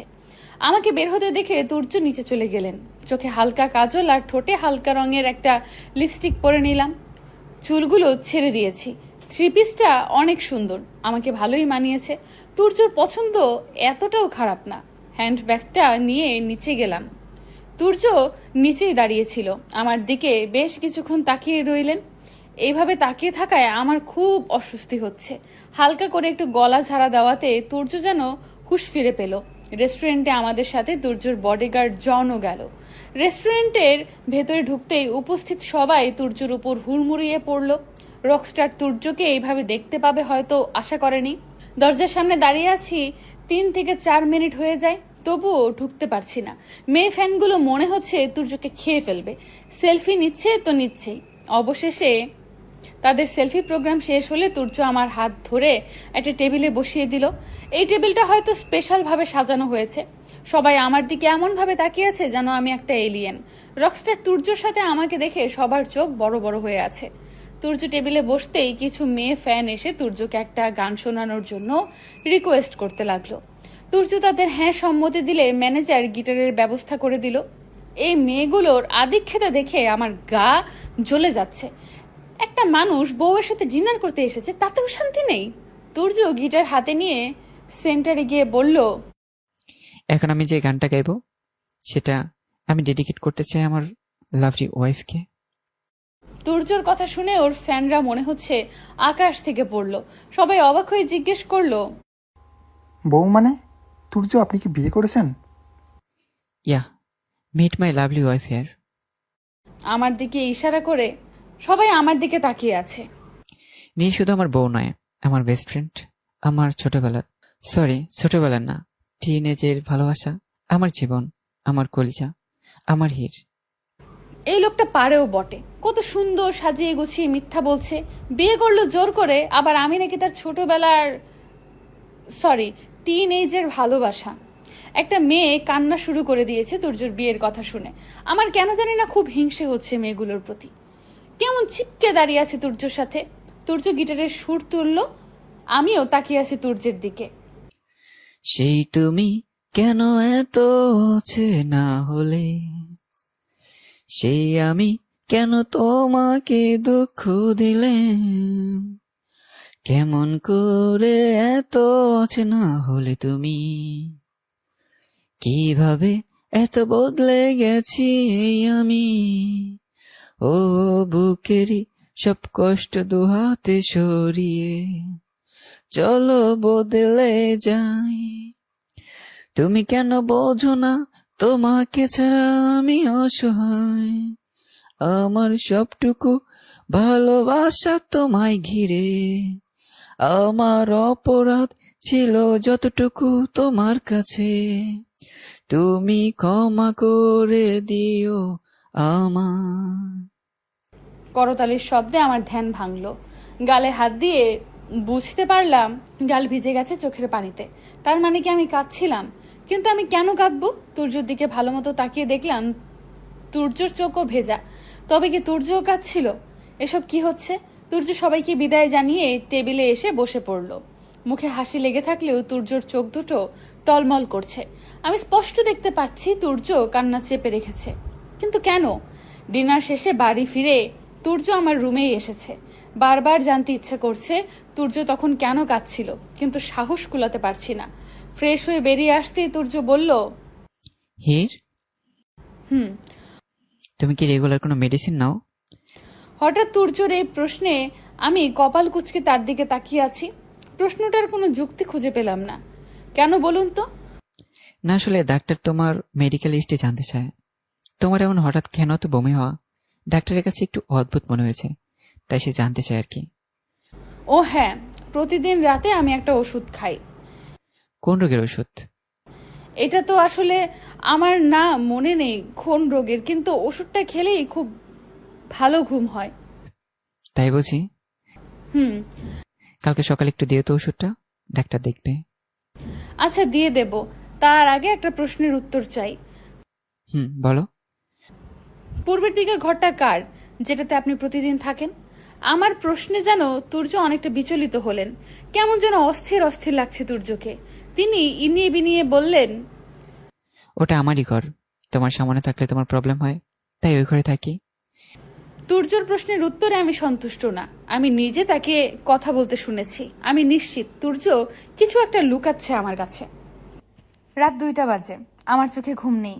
তুর্য ঘুমিয়ে পড়েছে। এই অপেক্ষাতেই ছিলাম আমি। এখন আমি ওই ঘরটাতে কে আছে সেটা দেখতে যাব। যেভাবে সেই কাজ, চলে গেলাম ওই ঘরটার সামনে। দরজায় অনেকক্ষণ যাবৎ ধাক্কা মারছি, কিন্তু পাজি দরজা খুলছে না। এবার আমার অনেক রাগ উঠেছে। শেষবারের মতন জোরে একটা ধাক্কা দিলাম। ধাক্কাটা জোরে থাকায় দরজাটা খুলে গেল, কিন্তু ব্যালেন্স করতে না পেরে আমি মেঝেতে পড়ে গেলাম। উঠে দাঁড়িয়ে সুইচ বোর্ড খুঁজতে লাগলাম। ভাগ্যক্রমে পেয়েও গেলাম। লাইট জ্বালিয়ে পেছনের দিকে ঘুরতেই আমি আশ্চর্য হয়ে গেলাম। পুরো ঘর ভর্তি আমার আর তুর্যর ছবি। আমার ছবিই বেশি, তুর্যর সাথে ছবিও আছে বেশ কয়েকটা। কিন্তু প্রশ্ন হলো, আমি তো এই ছবিগুলো কখনোই তুলিনি। তাহলে এইগুলো কিভাবে এলো? আমার ছবিগুলো যদি লুকিয়েও তোলা হয়, তাহলে তুর্যর সাথে ছবিগুলো কিভাবে সম্ভব? তুর্যর সাথে কখনোই এভাবে ছবি তুলিনি আমি। ছবিগুলোর দিকে আর তাকিয়ে থাকতে পারছি না। মাথায় অনেক ব্যথা করছে। মাথাটা চেপে ধরে আছি। এই ঘরটাও বেশ পরিচিত মনে হচ্ছে। মনে হচ্ছে এই ঘরে অনেকবার এসেছি আমি, কিন্তু এই ঘরটাতে আজকেই প্রথম এলাম আমি। ব্যালকনিতে কারা যেন দাঁড়িয়ে আছে, একটা ছেলে আর একটা মেয়ে। জোরে জোরে হাসছে মেয়েটা, আর বারবার ঢলে পড়ছে ছেলেটার বুকে। ওরা আমার দিকে এগিয়ে আসছে। এখন অনেক ভয় করছে আমার। মাথায় অসহ্য যন্ত্রণা করছে। চোখ দুটো কেমন ঝাপসা হয়ে আসছে। চোখ খুলতেই দেখি তুর্য আমার পাশে বসে আছে, আমার হাত নিজের হাতের মুঠোয় নিয়ে। চারপাশটা তাকিয়ে দেখলাম আমি আমার ঘরেই আছি। কিন্তু এটা কিভাবে সম্ভব? আমি তো ওই ঘরটাই ছিলাম। এক লাফে বিছানা থেকে নেমে পড়লাম। আমাকে এমন হুড়মুড়িয়ে উঠতে দেখে তুর্য অনেকটা ঘাবড়ে গেল। কি হলো তোমার, এইভাবে উঠলে যে? আমাকে এই ঘরে কে এনেছে? আমি তো ওই ঘরটাতে ছিলাম। এই ঘরে কে এনেছে মানে? এটা তোমার ঘর, তুমি কি ভুলে গেছো? তুমি এই ঘরেই থাকো। আমি কিচ্ছু ভুলিনি। আর এটাও ভুলিনি যে কাল রাতে আমি ওই পূর্ব দিকের ঘরটাতে গিয়েছিলাম। কিন্তু আমি এখানে কিভাবে এলাম? আর ওই ঘরে আমার ছবি কি করে এলো? কিসব আবল-তাবল বকছো? তুমি এই ঘরে ঘুমিয়েছিলে রাতে, আর এখন উঠেছো। না, আপনি মিথ্যা বলছেন। এবারে সবাই আমাকে মিথ্যা বলছে। আপনারা আমার কাছ থেকে অনেক কিছু লুকিয়েছেন। শান্ত হও হির, কিছুই লুকোইনি আমরা। তোমার স্টেট হয়েছে, আর কিছুই না। আমি প্রমাণ করছি, চলেন আমার সাথে। হির স্টপ, দাঁড়াও হির। না, আজকে আমি সব জেনেই ছাড়বো। ওই ঘরটাতে আমার আর আপনার ছবি কোথা থেকে এলো? আপনি আমার এত কাছের কবে এলেন? আমার সব জানতেই হবে। এগুলো তোমার ভ্রম হির, এগুলো সত্য নয়। আপনি দরজাটা খুলুন। ধাক্কা দিতেই দরজাটা একটু খুলে গেল, কিন্তু ভেতরে ঢুকতেই আমি আরেক দফা আশ্চর্য হলাম। ঘরে আমার একটা ছবিও নেই, যে কয়েকটা আছে তুর্যর একার। আমি পুরো রুম তন্ন তন্ন করে খুঁজলাম, কিন্তু আমার একটা ছবিও পেলাম না। এবার কেমন জানি নিজেকেই পাগল পাগল মনে হচ্ছে। তার মানে কি আমি সবটাই স্বপ্ন দেখেছিলাম, নাকি যা দেখেছিলাম সত্যি ছিল? ওই ছেলেটা আর মেয়েটা সবটাই কি আমার ভ্রম ছিল? আবারও মাথাটা ভারী ভারী মনে হচ্ছে। চোখ দুটো ঝাপসা হয়ে আসছে। মনে হচ্ছে জ্ঞান হারাচ্ছি। বিছানায় শুয়ে আছে হীর, পাশে তুর্য বসে আছে আর ডাক্তার হীরকে দেখছেন। তুর্য, তোমার ছবিগুলো আগেই সরিয়ে নেওয়া উচিত ছিল। হির ছবিগুলো না দেখলে এমন হাইপার হতো না। আসলে ডক্টর, আমি ভাবিনি যে হির রাতে ওই ঘরে যাবে চেক করার জন্য। ভালো তো মাঝরাতে আমার ঘুম ভেঙে যায়। হিরকে ঘরে না পেয়ে খুঁজতে খুঁজতে ওই ঘরে গেলে দেখি হির অজ্ঞান হয়ে পড়ে আছে। হির এখন স্বাভাবিক নেই। তুর্য, তোমার এটা বোঝাতে হবে। ওই মেডিসিনগুলো হিরের অনেক ক্ষতি করেছে। এজন্য ওরা তোমার ছবিগুলো দেখে ও জ্ঞান হারিয়ে ফেলেছে। আমি আগেই ধারণা করেছিলাম হিরের স্মৃতিশক্তি লোপ পাওয়ার পিছনে অ্যাক্সিডেন্ট না অন্য কোনো কারণ রয়েছে, কিন্তু কেউ এত নিখুঁত প্ল্যান করে আমার হিরকে আমার কাছ থেকে দূরে সরিয়ে দেবে ভাবতে পারিনি। ওগুলো মনে করে কষ্ট পেও না। যা হওয়ার হয়ে গেছে। এখন হিরকে সুস্থ করাটাই আসল। যেই ওষুধটা হির প্রতিদিন নিত, ওটা আমি পাল্টে ওর জায়গায় অন্য ওষুধ দিয়েছি। ওই ওষুধটা হিরের স্মৃতি ফিরিয়ে আনবে আর হিরকে স্বাভাবিক করে তুলবে। ধন্যবাদ ডক্টর, আপনার এই উপকার আমি কখনোই বলতে পারবো না। এটা আমার দায়িত্ব ছিল, ইয়াংম্যান। হীরকে ঘুমের ঔষধ দেওয়া হয়েছে। তুর্য সেই ঘরটাতে গিয়ে আলমারি থেকে একটা ফটো অ্যালবাম বের করলো। প্রথম ছবিটাতে একটা কিশোর ছেলের কোলে একটা 2 বছরের মেয়ে বসে আছে। ছবিটা দেখেই তুর্য হেসে ফেলল। অ্যালবামটা বিছানায় রেখে দিয়ে একটা সিগারেট ধরিয়ে ব্যালকনিতে গিয়ে দাঁড়ালো তুর্য। সিগারেটের ধোঁয়ার সাথে মিশে অতীত স্মৃতিগুলো ভেসে আসছে চোখের সামনে। তুর্যের বাবা তিয়াস চৌধুরীর একমাত্র বেস্ট ফ্রেন্ড সিরাজ মাহমুদের মেয়ে হীর। তুর্যের যখন 9 বছর বয়স তখন হীরের জন্ম হয়। ছোট্ট হীরকে হাসপাতালে সবার আগে কোলে তুলে নিয়েছিল তুর্য। হীরের নামটাও তুর্যই রেখেছিল। সিরাজ মাহমুদ অনাগত মেয়ের নাম সায়নী রাখতে চেয়েছিলেন, কিন্তু তার মেয়ের হবু জামাই নিজের বউয়ের নাম নিজেই রেখে দিয়েছিলেন। এই নিয়ে অবশ্য 2 পরিবারই খুশি ছিল। হাসপাতাল থেকে যেদিন হীরকে বাড়ি নেওয়া হচ্ছিল সেদিন তুর্য জেদ করেছিল তার বউকে সে তার সাথে নিয়ে যাবে। তুর্য তখন ছোট থাকায় বউ বা বিয়ে জিনিসটা বুঝতো না, কিন্তু সেই ছোট্ট হীরের মায়ায় পড়ে গিয়েছিল সে। সেই মায়া সময়ের সাথে সাথে কখন সে ভালোবাসায় পরিণত হয়েছে কে জানে। হীরের বয়স যখন 9 বছর সে তখন পুতুল খেলে। ভালোবাসা, বিয়ে, স্বামী এসব তার কাছে ভারী ভারী শব্দ মাত্র। কিন্তু তুর্য তখন নিজের কৈশোর ফেলে মাত্রই যৌবনে পা রেখেছে। সে সব জানে, সব বোঝে ভালোবাসা কি জিনিস। 9 বছরের একটা বাচ্চা মেয়ের জন্য তার মন কাঁদে। হীরকে না দেখে একদিন থাকা তার কাছে ভীষণ কষ্টের। হীরকে দেখার লোভ সামলাতে না পেরে প্রতিদিন হীরের স্কুলে গিয়ে দাঁড়িয়ে থাকতো তুর্য। স্কুল ছুটি হলে হীরকে নিয়ে ঘুরতে যাওয়া, রাত ভোর হীরের কথা ভাবা যেন তুর্যের প্রতিদিনকার রুটিনে পরিণত হয়েছিল। ফলশ্রুতিতে তুর্যের পড়ালেখা অনেক হ্যাম্পার হচ্ছিল। রেজাল্টও খারাপ হয়। তিয়াস চৌধুরী ভীষণ রাগী মানুষ হতে তিনি এটা মানতে পারেননি। সিদ্ধান্ত নেওয়া হলো তুর্যকে লন্ডন পাঠিয়ে দেওয়া হবে হায়ার স্টাডিজের জন্য। বাকি সবাই মানলেও মানতে পারেনি তুর্য আর হীর। হীর ছোট থাকলেও আদর জিনিসটা সেও বুঝতো। তুর্য ওকে অসম্ভব ভালোবাসতো আর আদর করত। যা চাইতে সব ইচ্ছে তুর্য পূরণ করত। তুর্য কিছুতেই হীরকে ছেড়ে যেতে রাজি হয়নি। আর তার ভয় ছিল হয়তো হীর বড় হওয়ার সাথে সাথে তাকে ভুলে যাবে। তুর্যের অনেক আকুতি মিনতি করার পর 2 পরিবার মিলে ঘরোয়াভাবে তুর্য আর হীরের আকত করিয়ে রাখল। যদিও এত ছোট বয়সে বিয়ের কোনো ভিত্তি নেই, কিন্তু তুর্যের কাছে এই কবুল পড়াটা ওর জীবনের সবচেয়ে বড় সত্যি ছিল।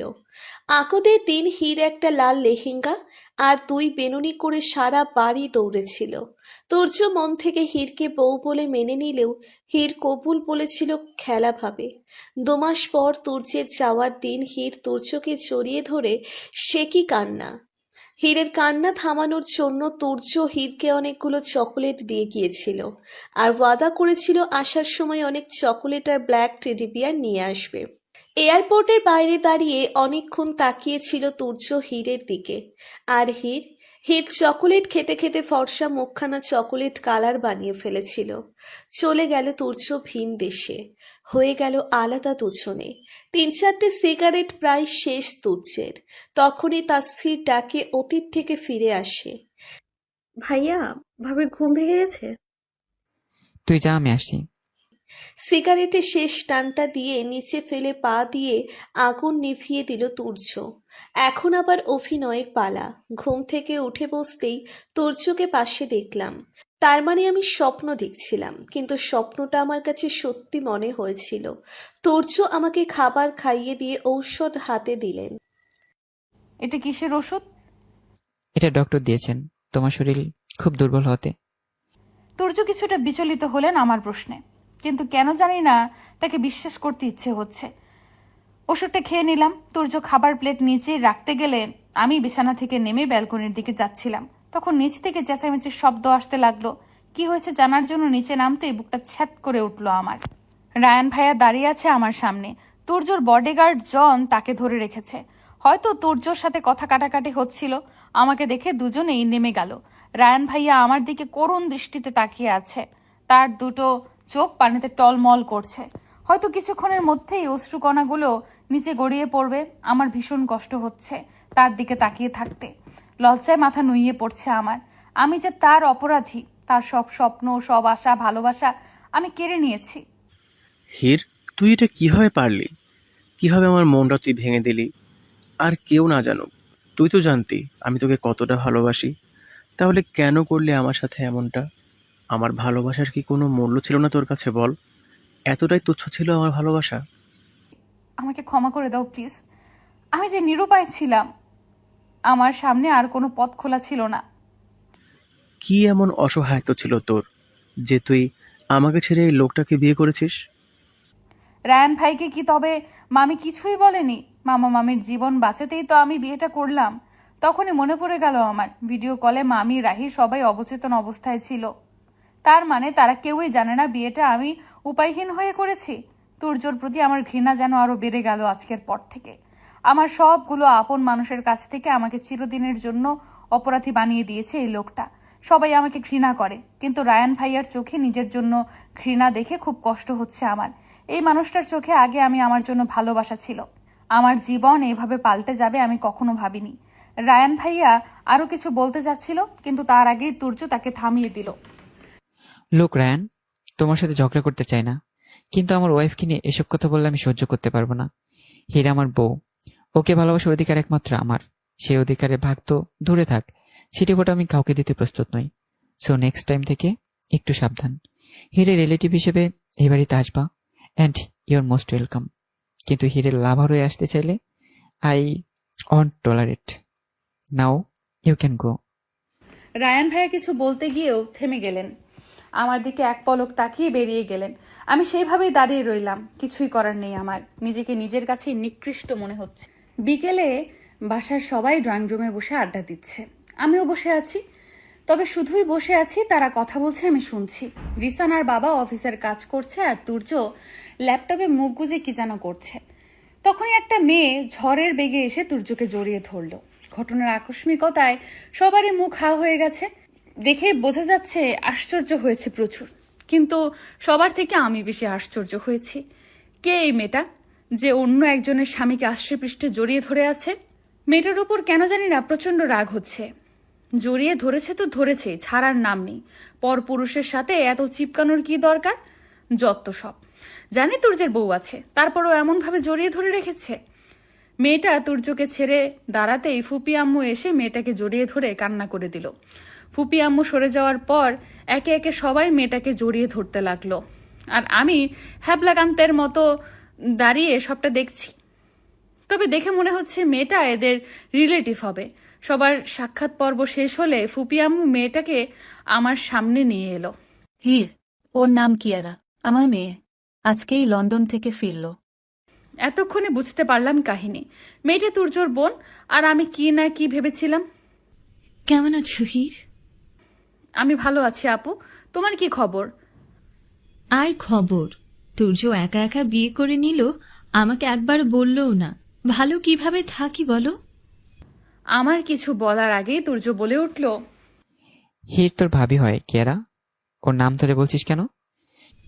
হীর আমার বয়স অনেক ছোট, তাই ওর নাম ধরে ডেকেছি। কিন্তু আমি তোর বড়, তাই আমার বউকে ভাবি বলে ডাকবি। হুম, হীর ভাবি এখন ঠিক আছে? হুম। তুর্য ঘরে চলে গেল। কিয়ারা তুর্যের যাওয়ার দিকে এক দৃষ্টিতে তাকিয়ে আছে, আর আমি কিয়ারার দিকে। কেন জানি ওর দিকে তাকিয়ে থাকাটা আমার কাছে স্বাভাবিক মনে হচ্ছে না। বাড়িতে গিয়ে নিজেকে ঘরের ভিতর বন্দি করে নিল রায়ান। অনেক কষ্টে এতক্ষণ চোখের পানিগুলো ধরে রেখেছিল, এখন যেন আর চোখের পানি বাদ মানছে না রায়ানের। ভীষণ ভালোবাসে হীরকে সে। স্বপ্নেও কল্পনা করেনি কখনো এভাবে হীরকে হারিয়ে ফেলবে। চরম ভুল করেছে রায়ান। হীরকে একা ফেলে যাওয়াটাই ওর সবচেয়ে বড় ভুল ছিল। একটা ভুলের জন্য আজ সে তার হীরকে হারিয়ে ফেলছে। কিন্তু রায়ান এত সহজে হেরে যাবার পাত্র না।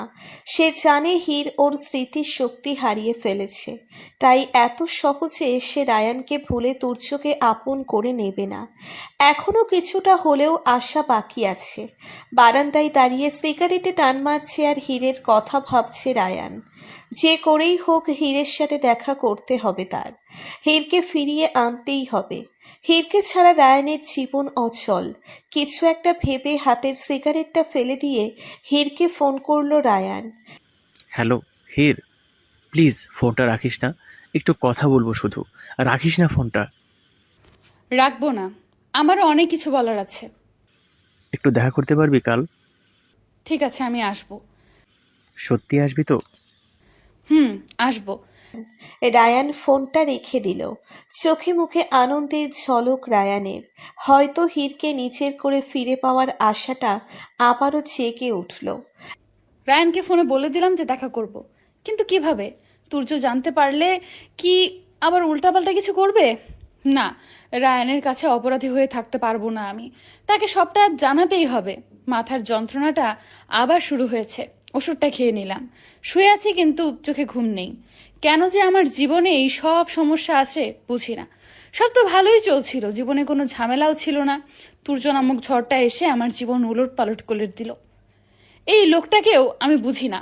কখনো মনে হয় আমাকে ভালোবাসে, আবার কখনো মনে হয় সবটাই তার অভিনয়। অনেক রাত হয়েছে, তুর্য এখনো ফেরেনি। কোথায় আছে দেখার জন্য নিচে নামতেই দেখলাম তুর্য, কিয়ারা, তাসফি আর রিসান হাসাহাসি করছে। কিয়ারা আড্ডার ছলে বারবার তুর্যর কাছে আসার চেষ্টা করছে।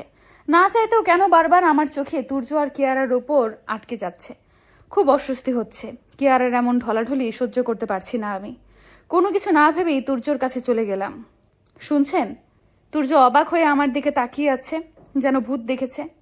কি হলো, শুনছেন? তুমি এভাবে ডাকছো আমায়? কেন, আমি কি ডাকতে পারি না? না, তা ঠিক নয়। বলো কি বলতে চাও। আপনি ঘরে আসুন, অনেক রাত হয়েছে আর আমার ঘুম পাচ্ছে। তুর্য কিছু বলতে যাবে, তার আগেই কিয়ারা বলতে শুরু করলো। আরে হীর ভাবি, ঘুম পাচ্ছে তো, ঘুমাও। তুর্যকে ছাড়া যাবে না। তুর্য আমার সাথে, আমাদের সাথে থাকুক। এতদিন পর দেখা আমাদের, একটু আড্ডা দেব না? কিয়ারার কথায় যেন কেউ আমার শরীরে আগুন ধরিয়ে দিল। মেয়েটা সাহস দেখে অবাক হচ্ছি। আমার স্বামীকে আমার সাথে যেতে দেবে না? আমি তুর্যর হাত ধরে ওনাকে উঠালাম। কিয়ারা আপু, তোমরা কালকে দিনে আবার আড্ডা দিও, কিন্তু এই সময়টা স্বামী স্ত্রীর পার্সোনাল। এই সময় তার ভাগ আমি কাউকে দিতে পারবো না। তুর্য এখনো আমার দিকে হা করে তাকিয়ে আছে। হয়তো এমন কথা আমার মুখে এসে আশা করেনি। তুর্যকে উদ্দেশ্য করে বললাম, চলুন ঘরে। চলেন মহারানী। মহারানী? কেমন যেন পরিচিত লাগছে শব্দটা। অত কিছু না ভেবে ঘরে চলে এলাম। তুর্য ফ্রেশ হতে গেছে, আর আমি ভাবছি আমি এসব কি বললাম নিচে। তুর্যর সাথে কিয়ারাকে দেখে এত হিংসা কেন হলো আমার? যেসব কথা নিচে বললে এলাম ওগুলোই বা কেন? আমার কথার আবার অন্য কোনো অর্থ বের করবেন না তো তুর্য? ব্যালকনিতে দাঁড়িয়ে নিজেই কথাগুলো ভাবছিলাম। তখনই হঠাৎ করে কেউ পেছন থেকে জড়িয়ে ধরলো। আচমকা এমনটা হওয়াতে আমার চোখ দুটো বড় বড় হয়ে গেছে। চুলগুলো সরিয়ে নিয়ে আমার ঘাড়ে নাক ঘষছে তুর্য। মনে মনে যা ভেবেছিলাম তাই হয়েছে। আমার বলা কথাগুলোর উল্টো অর্থই বের করেছে তুর্য। এই লোকটা কেন যে এত বেশি বোঝে? তুর্যর হাত দুটো আমার কোমরে বিচরণ করছে। কেমন যেন ঘোরের মতো লাগছে সব। আমাকে নিজের দিকে ঘুরিয়ে দিয়ে আমার মুখটা তার দুহাত আগলে নিয়ে নিলেন তুর্য। নেশা লাগানো চোখে তাকিয়ে আছে আমার দিকে। কেন জানি না ভীষণ লজ্জা লাগছে। তুর্য আস্তে আস্তে তার মুখটা আমার মুখের কাছে আনছেন। তার এত কাছে আসাতে আমার নিঃশ্বাস খুব দ্রুত ওঠানামা করছে। তুর্য তার ঠোঁট দুটো এগিয়ে আনছিল, তখনই কি মনে করে আমি তাকে থামিয়ে দিলাম। তুর্য ব্রু কুচকে আমার দিকে তাকিয়ে আছে, হয়তো বোঝার চেষ্টা করছে আমি মানা করলাম কেন। তার এভাবে তাকিয়ে থাকায় আমার অস্বস্তি হচ্ছিল একটু। ওভাবে কি দেখছেন? থামিয়ে দিলি যে? আমি না বলেছি নিজে থেকে আপনার কাছে আসবো না? তাহলে নিচে থেকে ডেকে আনলে কেন? পার্সোনাল সময় কাটাবে বলে? ওই কিয়ারা শাকচুন্নির থেকে সরিয়ে আনতে। কিভাবে ঢলাঢলি করছিল দেখেছেন? কি? আরে দেখেননি কিভাবে আপনার সাথে বারবার গা ঘষাঘষি করছিল? একজন বিবাহিত পুরুষের সাথে কেউ এমন চিপকে থাকে, তাও আবার তার বউয়ের সামনে। এই জন্যই নিয়ে এসেছি আপনাকে। কেমন যেন পোড়া পোড়া গন্ধ পাচ্ছি। Are you jealous? আমি আর জেলাস? হ্যাঁ, মোটেও না। ও আচ্ছা, তাহলে আমি যাচ্ছি। কোথায় যাচ্ছেন? কিয়ারার কাছে। কিয়ারার কাছে মানে কি? তুমি তো কিস করতে দিলে না, কিন্তু কিয়ারার কাছে গেলে সবই দেবে।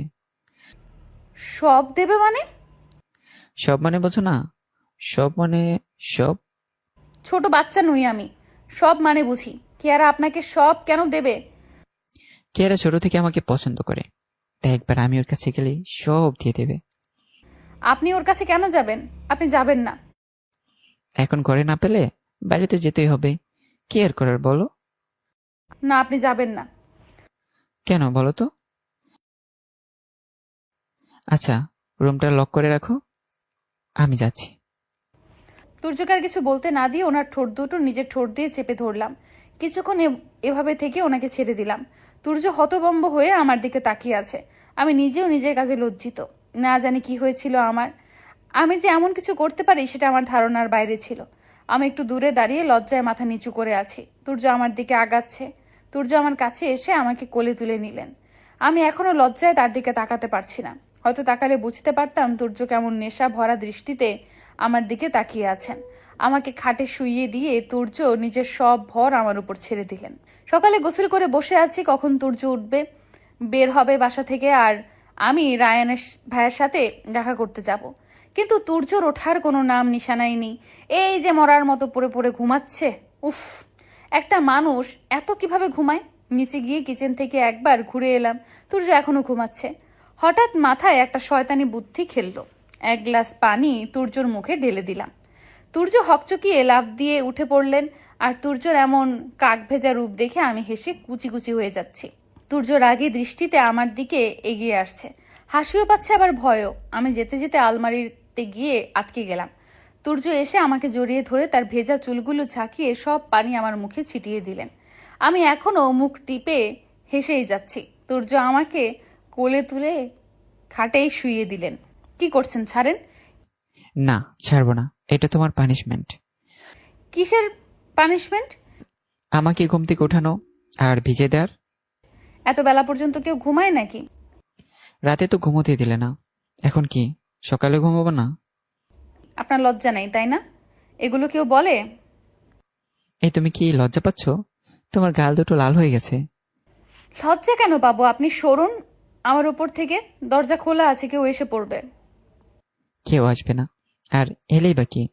আমাদের তো বিয়ে হয়ে গেছে, আমরা রোমান্স করতেই পারি। কথাটা বলেই তুর্য আমার ঠোঁট দুটো নিজের দখলে নিয়ে নিলেন। আর ওই সময়েই কিয়ারা দৌড়ে রুমে ঢুকে গেল। আমাকে আর তুর্যকে এভাবে দেখে কিয়ারা ভীষণ জোরে চিৎকার দিয়ে উঠল। কিয়ারাকে দেখে আমি আর তুর্য দুজনেই ভীষণ লজ্জা পেয়েছি। তুর্য আমাকে ছেড়ে উঠে দাঁড়ালো আর আমি আঁচলটা ঠিক করে নিলাম। এমন পরিস্থিতির জন্য আমরা কেউই প্রস্তুত ছিলাম না।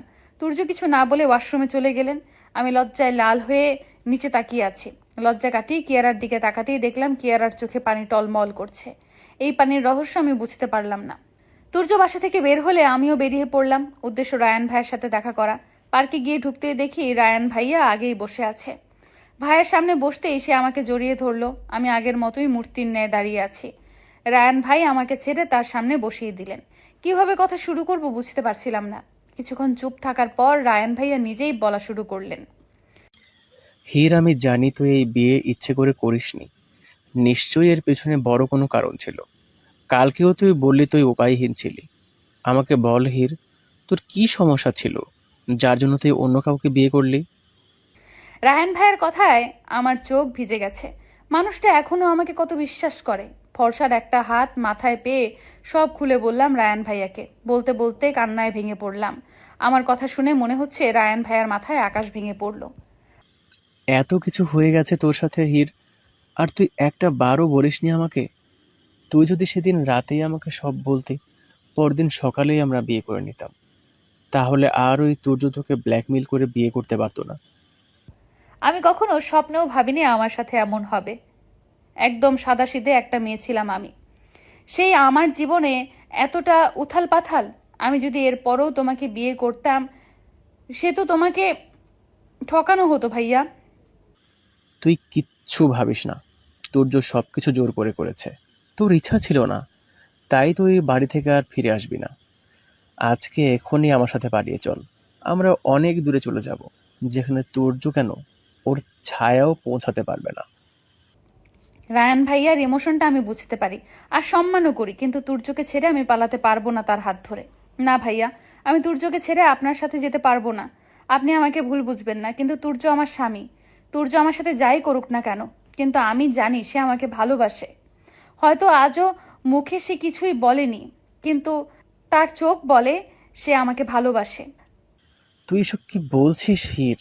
যে লোকটা তোর সাথে এত বড় অন্যায় করলো, তুই তার সাথে থাকতে চাইছিস? সেই লোকটাকে আমি ভালোবেসে ফেলেছি রায়ান ভাই। এখন সে চাইলেও তার থেকে দূরে থাকা আমার পক্ষে সম্ভব নয়। হীর, তুই পাগল হয়ে গেছিস। তুমি যা ইচ্ছে ভাবতে পারো। আমি শুধু চেয়েছিলাম তুমি সত্যিটা জেনে নাও আর আমাকে পারলে ক্ষমা করে দিও। রায়ান ভাইকে আর কিছু বলার সুযোগ না দিয়ে সেখান থেকে চলে গেলাম। এতক্ষণ হীর আর রায়ানের থেকে একটু দূরে বসে সবটা দেখছিল তুর্য। এতক্ষণ চিন্তিত থাকলেও এখন তার মুখে একটা প্রশান্তির হাসি আছে। রায়ান এখনো আগের পজিশনেই বসে আছে, হয়তো অনেকটাই অবাক হয়েছে। স্মৃতির ওপর ভালোবাসা নির্ভর করে না, ভালোবাসা তার রাস্তা ঠিকই খুঁজে নেয়। তুর্যের ভালোবাসার কাছে হেরে গিয়ে হীরও ভালোবেসে ফেলেছে তুর্যকে। তুর্য সেখান থেকে চলে গেল। আজকে মনটা একটু ভালো, খুশি খুশিও লাগছে বেশ। রায়ান ভাইকে সবটা বলতে পেরে মনের একটা বোঝা নেমে গেছে। কিন্তু আমি কি সত্যিই তুর্যকে ভালোবেসে ফেলেছি? তুর্যর মতো একটা খারাপ মানুষকে কিভাবে ভালোবাসলাম আমি? কথাগুলো ভাবতে ভাবতে ঘরে যাচ্ছিলাম, তখন কিয়ারা ঘরের বাইরে থেকে কান্নার শব্দ পেলাম। কারো কথা কান পেতে শোনা ঠিক না, কিন্তু নিজের কৌতূহলকে দমিয়ে রাখতে না পেরে শুনতে লাগলাম কি বলছে কিয়ারা। যতদূর বুঝছি কিয়ারা ফোনে কথা বলছে। এমনটা করো না প্লিজ। তুমি তো জানো আমি তোমাকে কতটা ভালোবাসি। তোমাকে ছাড়া আমি কি নিয়ে বাঁচবো? তুমি ওই কালকের মেয়েটার জন্য আমাকে ছেড়ে দিতে চাইছো। তোমার সব কথা আমি শুনেছি। যেভাবে চাইছো ঠিক সেইভাবেই নিজেকে তোমার কাছে সঁপে দিয়েছি। এখন যখন আমার এই অবস্থা, তখন তুমি আমাকে ছেড়ে দিচ্ছ কেন তুর্য? কেন এমন করছো? বলো না প্লিজ। কিয়ারার মুখ থেকে তুর্যর নাম শুনে আমার বুকটা ছ্যাত করে উঠল। কি মানে? তার মানে তুর্য আর কিয়ারা আগে থেকেই রিলেশন ছিল? তার মানে আমি তুর্য আর কিয়ারার মাঝখানে চলে এসেছি? এরপর কিয়ারা যা বললো তা শোনার পর আমার পায়ের নিচ থেকে মাটি সরে গেল। প্লিজ তুর্য, এমন করো না। আমার কথা নাই বা চিন্তা করলি? তোমার অনাগত সন্তানের কথাটা চিন্তা করো। এই পৃথিবীতে তোমার সন্তান আসতে চলেছে। ওর বাবার পরিচয় ছাড়া আমি কিভাবে ওকে এই সমাজে আনবো বলো? একটা বার আমাদের সন্তানের মুখের দিকে তাকিয়ে হলেও আমাকে ফিরিয়ে দিও না। কিয়ারার ঘরের সামনে থেকে আস্তে করে সরে এলাম। আমার পা দুটো যেন আর চলছে না। তুর্য এতটা নিচে নামতে পারে ভাবতেও আমার কষ্ট হচ্ছে। আমি যে তুর্যকে ভালোবাসতে শুরু করেছিলাম, আর সেই কিনা অন্য একটা মেয়ের সন্তানের বাবা। এই মুহূর্তে আমার কান্না করা উচিত, কিন্তু চোখ দিয়ে পানি পড়ছে না। একটা অন্ধকার ঘরে আটকে রাখা হয়েছে রায়ানকে। চেয়ারের সাথে বেঁধে রেখেছে। কপাল কেটে ফিনকি দিয়ে রক্ত পড়ছে। হাত পিঠ মেরে ফাটিয়ে দেওয়া হয়েছে। রায়ান অস্পষ্ট স্বরে পানি চাইছে। কেউ একজন এক গ্লাস পানি হাতের সামনে এগিয়ে এলো। রায়ান চোখে ঝাপসা দেখছে, তাই গ্লাসটা খেয়াল করতে পারছে না। হাতটাও বাঁধা অবস্থায় আছে। পানিটা খেয়ে নাও রায়ান। কণ্ঠস্বরটা পরিচিত মনে হচ্ছে। কে তুমি? এত সহজে ভুলে গেলে? আমি তো ভেবেছিলাম মার যাই হোক, তুমি আমাকে কখনো বলতে পারবে না। তুর্য, তুমি আমাকে তুলে এনেছো? That's like a good boy. এই তো চিনতে পেরেছ। তখনই করে লাইটটা জ্বলে উঠল। আমাকে এভাবে তুলে আনার মানে কি তুর্য? কি করেছে আমি যে আমাকে মারা হলো? রায়ান, তোমার মুখ থেকে এত ইনোসেন্ট কথাগুলো আমি আর নিতে পারছি না। কিভাবে পারো নিজেকে এতটা ইনোসেন্ট বানিয়ে রাখতে, যেখানে তোমার আসল রূপটা আমি ভালো করেই চিনি। তুমি আমাকে ভুল বুঝেছো তুর্য, আমি কিছুই করিনি। তুর্য রায়ানের নাক বরাবর একটা ঘুষি দিলে রায়ানের নাক দিয়ে রক্ত পড়তে লাগলো। জানিস তো, তুর্য মাহমুদ কখনো কারণ ছাড়া কিচ্ছু করে না। তোকেও কারণ ছাড়া আনিনি। আজকে আমার আর হিরের আলাদা হওয়ার পিছনের কারণ তুই। তুমি আবার ভুল বুঝছো।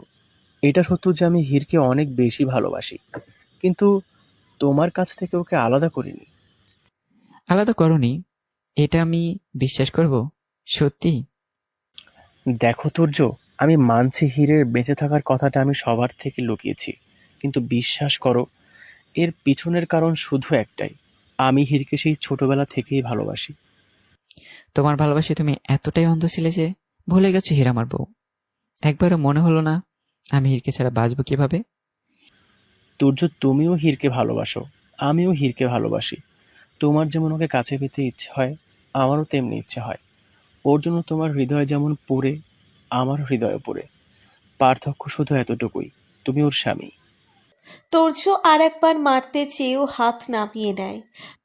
এত যখন ভালোবাসি হীরকে, তাহলে কেন ড্রাগস দিচ্ছিল ওকে? তুমি জানো এই ওষুধগুলোর সাইড ইফেক্টে হীরের ব্রেন একসময় সম্পূর্ণ কাজ করে বন্ধ করে দিত। কি বলছো এসব তুর্য? হীরকে ড্রাগস? তাও আবার আমি? আমি স্বপ্নেও এই কাজটা করতে পারি না। আমি ভালোবাসি হীরকে, সব সময় ওকে লুকিয়ে আমার কাছে রাখতে চেয়েছিলাম, তাই সেদিন হীরের কথা কাউকে বলতে পারিনি। কিন্তু বিশ্বাস করো, আমি হীরের ক্ষতি করতে পারি না। তুর্য এক দৃষ্টিতে তাকিয়ে আছে রায়ানের দিকে। কেন যেন রায়ানকে বিশ্বাস করতে ইচ্ছে হচ্ছে তার। রায়ানের চোখ দুটো বলে দিচ্ছে তার বলা প্রতিটা কথা সত্যি। তুর্য জনকে ফোন করে রায়ানকে হসপিটালে পাঠালো, আর রায়ানের প্রপার ট্রিটমেন্টের ব্যবস্থা করলো। ঝর্ণার নিচে বসে কাঁদছি আমি। নিজেকে অনেক অসহায় মনে হচ্ছে। এই মাত্রই তো তুর্যকে ভালোবাসতে শুরু করেছিলাম, তাহলে এমন কেন হলো? কেন বারবার আমার সাথেই এমন হয়? আমার কি খুশি হওয়ার অধিকার নেই? আমি তো তুর্যকে ঘৃণা করতাম, তাহলে কেন তুর্যর প্রতি দুর্বল হলাম? কেন ভালোবাসলাম তার মতো একটা লম্পটকে? তুর্য এতটা খারাপ এখনো আমার বিশ্বাস হচ্ছে না। আমার মন বলছে তুর্য এমন কিচ্ছু করতে পারে না, কিন্তু আমি যে নিজের কানে শুনেছি, তবু আমার মন যে তুর্যকে নির্দোষ বলছে। আমি কি তাহলে ভুল শুনেছি? হয়তো কিয়ারা সন্তানের বাবা তুর্য নয়, হয়তো কিয়ারা মিথ্যে বলছে, হয়তো সবটা কিয়ারা সাজানো নাটক আমাকে আর তুর্যকে আলাদা করার জন্য। হ্যাঁ, তাই হবে। কিন্তু কিয়ারা আমাকে আর তুর্যকে আলাদা করতে চাইবে কেন? সে যাই হোক, আমাকে সবটা জানতেই হবে। তাড়াতাড়ি শাড়ি পাল্টে নিয়ে কিয়ারার ঘরে চলে এলাম। উদ্দেশ্য কিয়ারা সত্য বলছে নাকি মিথ্যা বলছে যাচাই করা। খোঁজাখুঁজির পর যা পেলাম সেটা দেখে আমার মাথায় আকাশ ভেঙে পড়ল। আমি ভেবেছিলাম হয়তো কিয়ারা আমাকে আর তুর্যকে আলাদা করার জন্য প্রেগনেন্ট হওয়ার নাটক করছে, কিন্তু না। কিয়ারা 3 মাসের অন্তঃসত্ত্বা। প্রেগনেন্সি রিপোর্টগুলো চিৎকার করে বলছে কিয়ারা মা হতে চলেছে। সব শেষ হয়ে গেল। তুর্য আর কিয়ারা একে অপরকে ভালোবাসে, আর তাদের ভালোবাসার প্রমাণ ওই বাচ্চা। ওদের দুজনের মাঝে আমি এসেছি। আমার জন্য তুর্য কিয়ারা আর ওর অনাগত সন্তানকে অস্বীকার করছে। তুর্য কি আমাকে এতদিনে একটা বারের জন্য হলেও একটুও ভালোবাসেনি? আমি তো তুর্যকে ভালোবেসে ফেলেছি। আমি কিভাবে থাকবো তাকে ছেড়ে? কিন্তু তার সাথেও যে থাকতে পারবো না। আমি কিয়ারা আর ওর সন্তানের জীবন নষ্ট হতে দিতে পারবো না। আমি চলে যাব ওর জীবন থেকে, অনেক দূরে চলে যাব। তুর্য বাড়ি ফিরে ফ্রেশ হয়ে হীরকে খুঁজতে থাকে। সারা বাড়িতে কোথাও খুঁজে না পেলে তুর্য ওর মাথার রক্ত উঠে যায়। তুর্যর ভয় হয় হয়তো হীর ওকে ছেড়ে চলে গেছে, আর হীরের শত্রুতার এই সুযোগেই রয়েছে কখন হীর তার কাছ থেকে দূরে যাবে। তুর্য গাড়ির চাবি নিয়ে নিচে নামতে থাকে, তখন তনিমা চৌধুরী তাকে জানায় হীর ছাদে আছে। তুর্য এক ছুটে ছাদে চলে যায়। সেখানে হীরকে দাঁড়িয়ে থাকতে দেখে যেন তুর্য প্রাণ ফিরে পেল। তুর্য হীরকে শক্ত করে জড়িয়ে ধরল বুকে। হীরের গালে কপালে অসংখ্য চুমু খেলো। আমাকে না জানিয়ে তুমি এখানে কি করছিলে? জানো তোমাকে বাড়িতে না দেখতে পেয়ে আমার কি অবস্থা হয়েছিল? কতটা ভয় পেয়েছিলাম আমি। এক মুহূর্তের জন্য মনে হয়েছিল আমি তোমাকে হারিয়ে ফেলেছি।